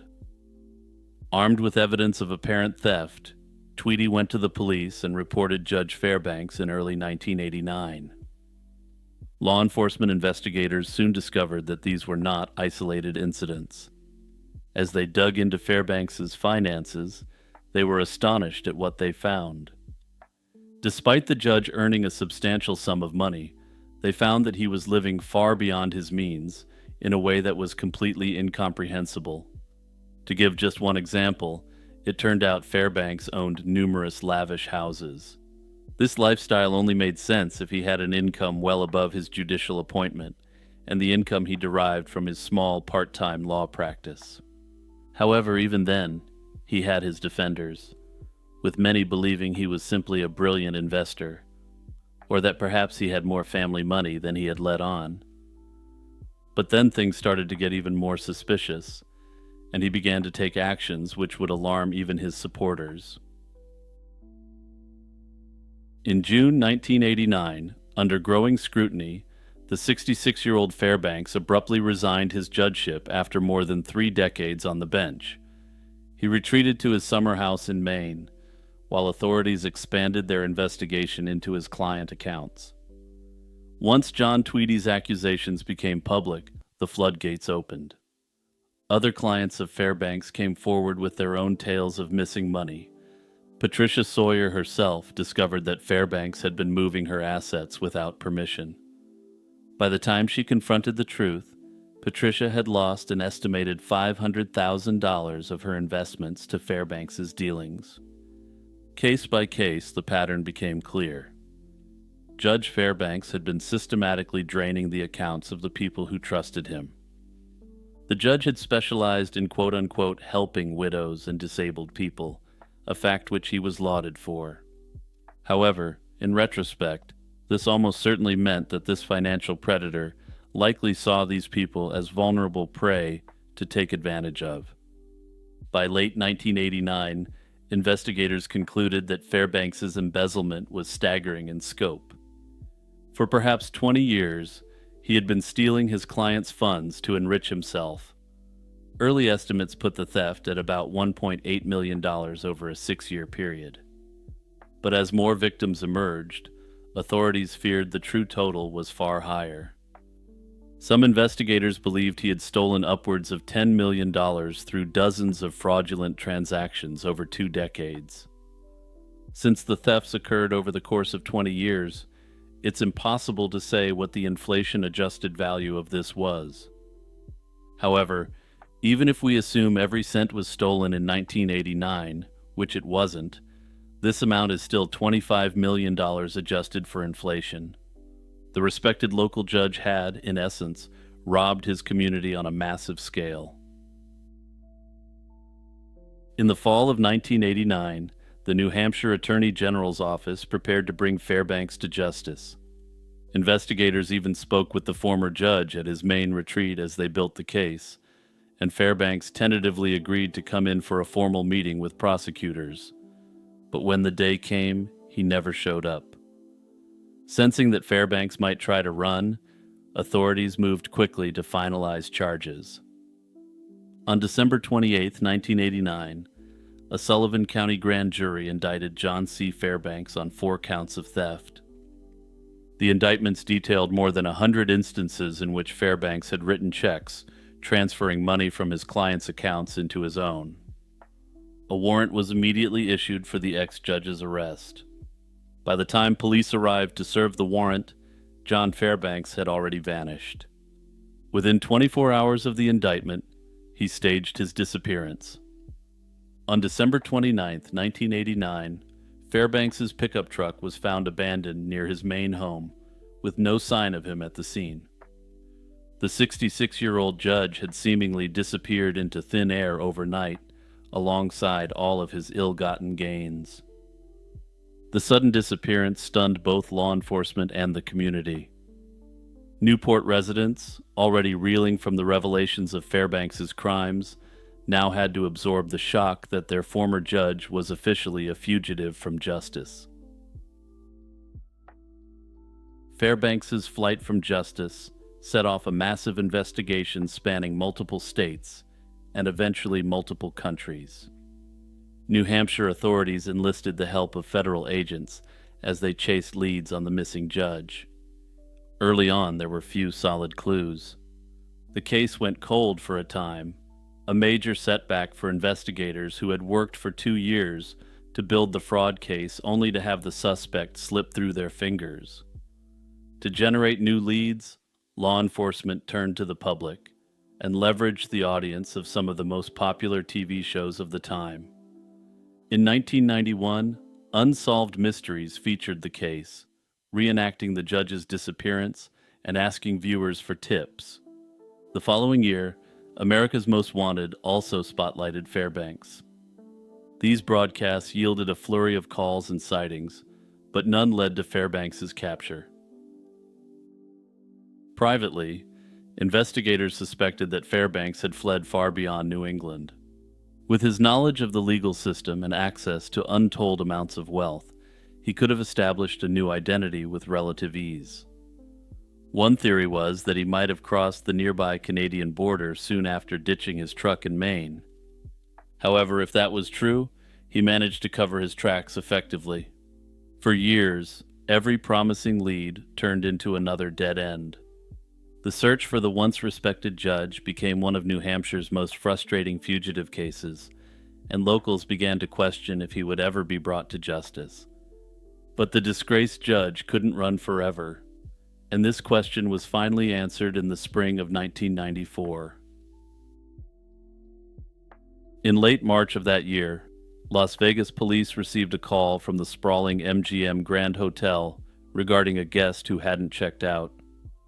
The guest had checked in under an assumed name a few days earlier and paid for 2 nights, but hadn't vacated the room or responded to staff. On the evening of March 27, 1994, hotel security entered the locked room and made a grim discovery.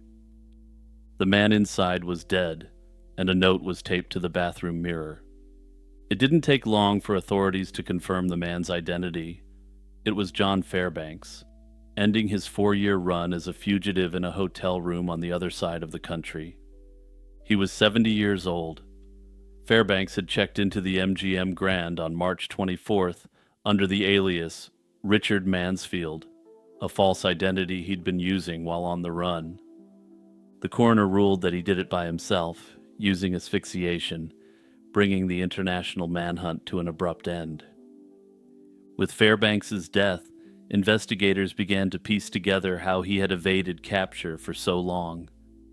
It turned out Fairbanks had fled to Canada as suspected, and the details of his time on the lam were intriguing. For much of his time on the run, he had been living in Quebec City, in French-speaking Canada, under the Mansfield alias. Posing as a retired history professor from Ottawa, he rented luxury condominium apartments and blended into the community there. He paid cash for everything and lived quietly, avoiding any behavior that might attract attention.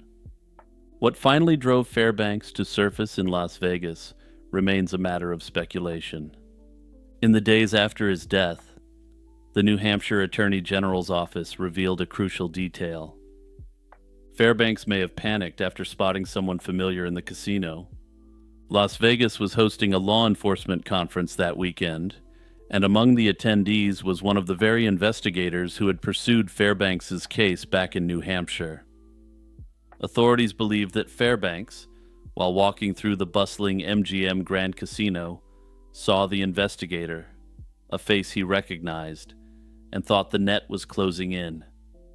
And it's important to remember here that the judge knew many of these investigators on a personal, even friendly level prior to becoming a fugitive. Rather than risk arrest and public humiliation, the judge retreated to his room and made his final decision. Interestingly, of course, the investigator wasn't there on account of the judge at all. It had all been a coincidence. Why the judge was visiting Vegas in the first place also remains an unsolved mystery. Many have questioned why a well-known fugitive who was living in hiding in Canada would have risked crossing the border at all. Even after Fairbanks himself was found, one enormous mystery remained unsolved. Where did all the money go? Investigators had traced roughly $1.8 million in thefts to the former judge, and suspected the true total could be several times that. Despite this, virtually none of the missing money was ever recovered. For Fairbanks's many victims, this was a cruel final twist. Elderly clients who had expected a secure retirement had little hope of regaining their lost savings. But what was perhaps even more sick is that many of his clients were disabled people who had that money held in trust for their care and well-being. In essence, this trusted judge stole what comfort these severely disabled individuals could have expected in their lives in what I can only describe as a disturbed act of a twisted mind. Many have speculated he may have taken out margin loans against the stolen money to invest further in the stock market. When the market crashed in 1987, any of his clients' funds that he had gambled on the market would have lost significant value, and he may have been subject to a margin call. This is when borrowed investments lose value and the broker requires extra cash to meet their requirements. Otherwise, the stocks will be sold at a massive loss. To cover those losses, he may have stolen even more, in a spiral that eventually collapsed under its own weight. In the end, investigators leaned toward a simple if frustrating theory. Fairbanks spent most of the money, and what he didn't spend, he lost using the stock market as a personal casino. Others speculate that Fairbanks's knowledge of estate planning and trusts could have enabled him to siphon client funds into a labyrinth of offshore entities. By establishing shell companies in jurisdictions with strict banking secrecy laws, say the Cayman Islands or Panama, he could have hidden assets beyond the reach of U.S. investigators. Setting up multi-layered corporate structures would have disguised the true owner of the accounts, making it exceedingly difficult for authorities to trace or repatriate any money. Given the era's limited cross-border cooperation, substantial sums might still lie undiscovered in such accounts. Still others believe that he had a significant gambling problem, which may explain why he risked the trip to Vegas despite being a wanted fugitive.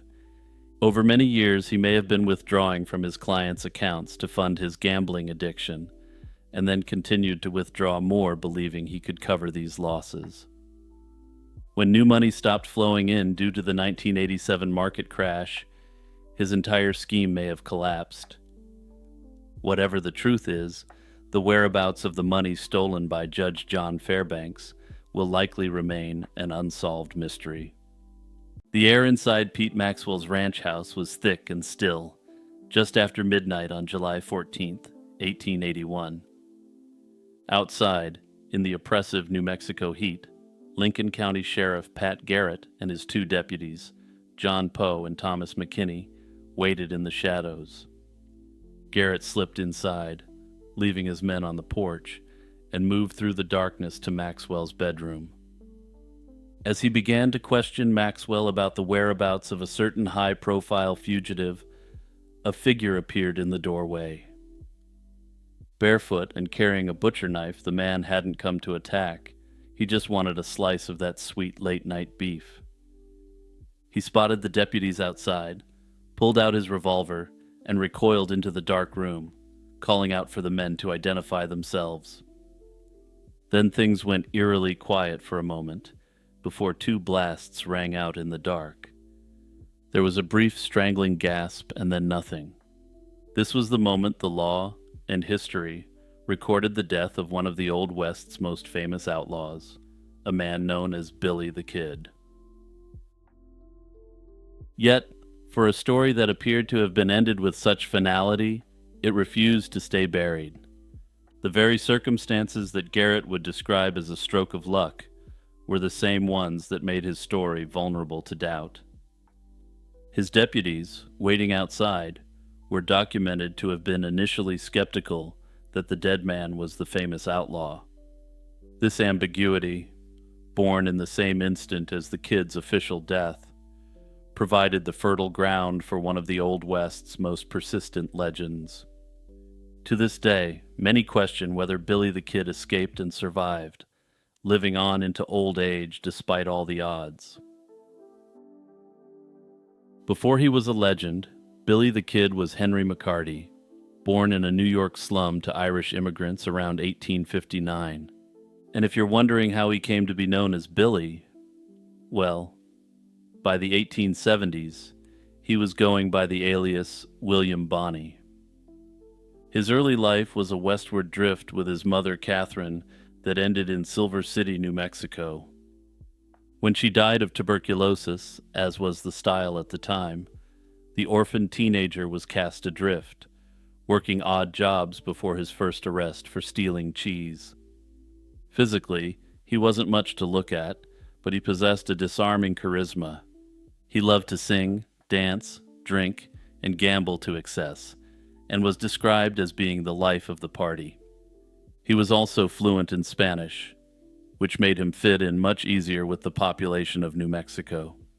And keep this in mind, because his ability to rizz up local Latinas in Espanol will be a factor when we discuss the claimants to his identity.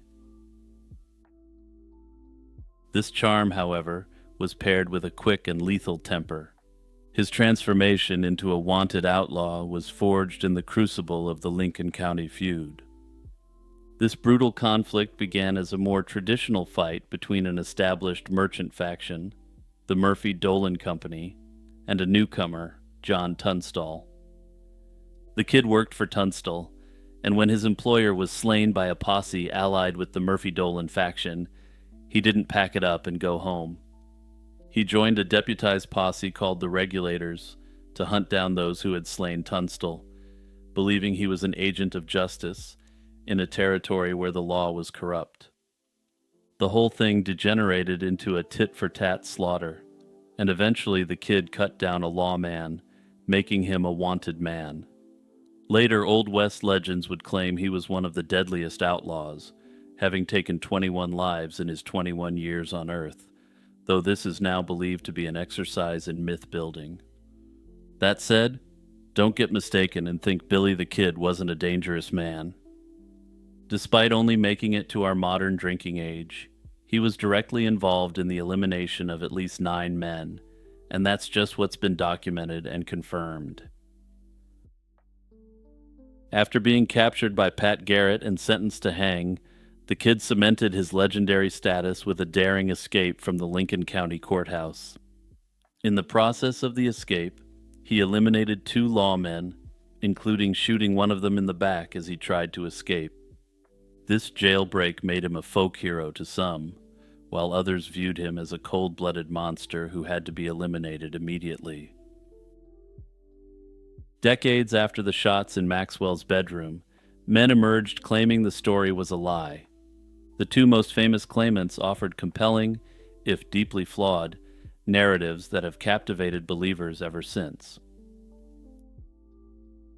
In 1948, an elderly man in Hyco, Texas, named Brushy Bill Roberts, confessed to a paralegal named William Morrison that he was the real Billy the Kid. Roberts, then allegedly around 90 years old, claimed he was tired of hiding and wanted Morrison's help to secure a pardon for his actions. His evidence was based on personal testimony. He allegedly showed Morrison 26 scars from bullet and knife wounds that matched injuries the kid had supposedly sustained. He also possessed an intimate knowledge of the Lincoln County conflict, and Morrison managed to secure sworn affidavits from a few surviving acquaintances of the kid. According to Roberts, Garrett's posse had mistakenly ended the life of an innocent man named Billy Barlow on the night in question.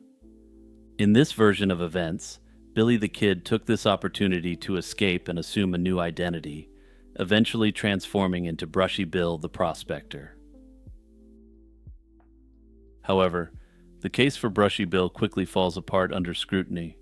Most historians dismiss the claim, pointing to a family Bible that records his birth year as 1879, which would have made him a toddler when the kid died. Further, despite Brushy Bill claiming to have 26 battle scars, Billy the Kid was only shot once, and was never recorded to have been stabbed. Billy was definitely more of a giver than a taker when it came to combat wounds, but Brushy Bill didn't seem to get the memo on that part. Notably, Billy the Kid was literate, while Brushy Bill was not.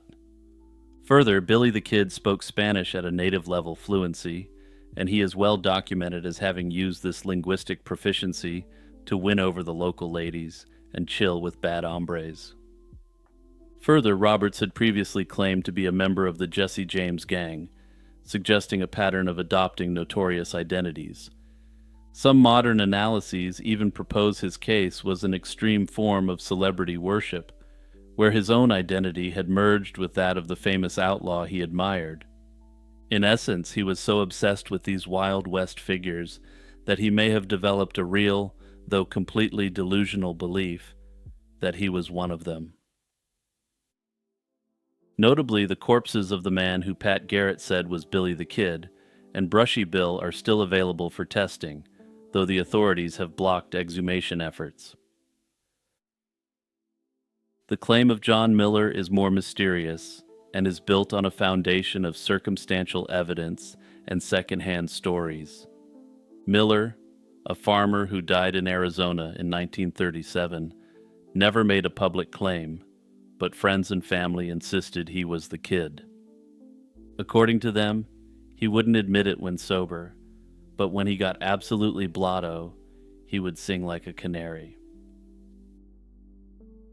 Crucially, there are almost no official records of a John Miller existing before August 1881, less than a month after the kid's supposed death. Unlike Brushy Bill, John Miller was actually fluent in Spanish and was also literate. After his passing, his Mexican-American wife confirmed his ability to speak Spanish at a native level and also attested to his ability to slip out of handcuffs. Billy the Kid had famously slipped out of cuffs on a couple of occasions. And yeah, I'm just going to leave that last bit right there and not make the obvious joke about what this couple might have been getting up to in their private lives. While the stories of Roberts and Miller are interesting and have a lot of popular support, the historical consensus supports the official account of the kid's death. This conclusion rests not on folklore, but on the weight of contemporary evidence. The single most powerful document is the coroner's jury report, filed the day after the shooting. A jury of local men, many of whom knew the kid personally, examined the body and identified it as William Bonney. This legal document, created at the time of the event, is the bedrock of the historical record. While this would be definitive if we were talking about a document issued today, it's a bit less definitive than you might think. This was, after all, the Wild West, and Pat Garrett and his posse had $500 riding on this jury, determining the body was that of Billy. In a time and place where the line between lawman and outlaw could change back and forth with stunning rapidity, the jury may have been pressured to just go along with the identification. Beyond the inquest, an official paper trail confirms the government acted on the certainty of the kid's death. Records show the New Mexico Attorney General and the governor approved the $500 reward payment to Pat Garrett on the basis of the coroner's jury report. According to those who believe the official narrative, these bureaucratic actions would not have occurred if there were any credible doubt about the identity of the deceased. Garrett also made a crucial strategic move by putting the body on public display in Fort Sumner. In an era without modern forensics, visual identification by the community was the highest standard of proof. That said, decomposition in the heat is a very real problem, and to what extent the body actually resembled Billy the Kid at the time of this event is unknown.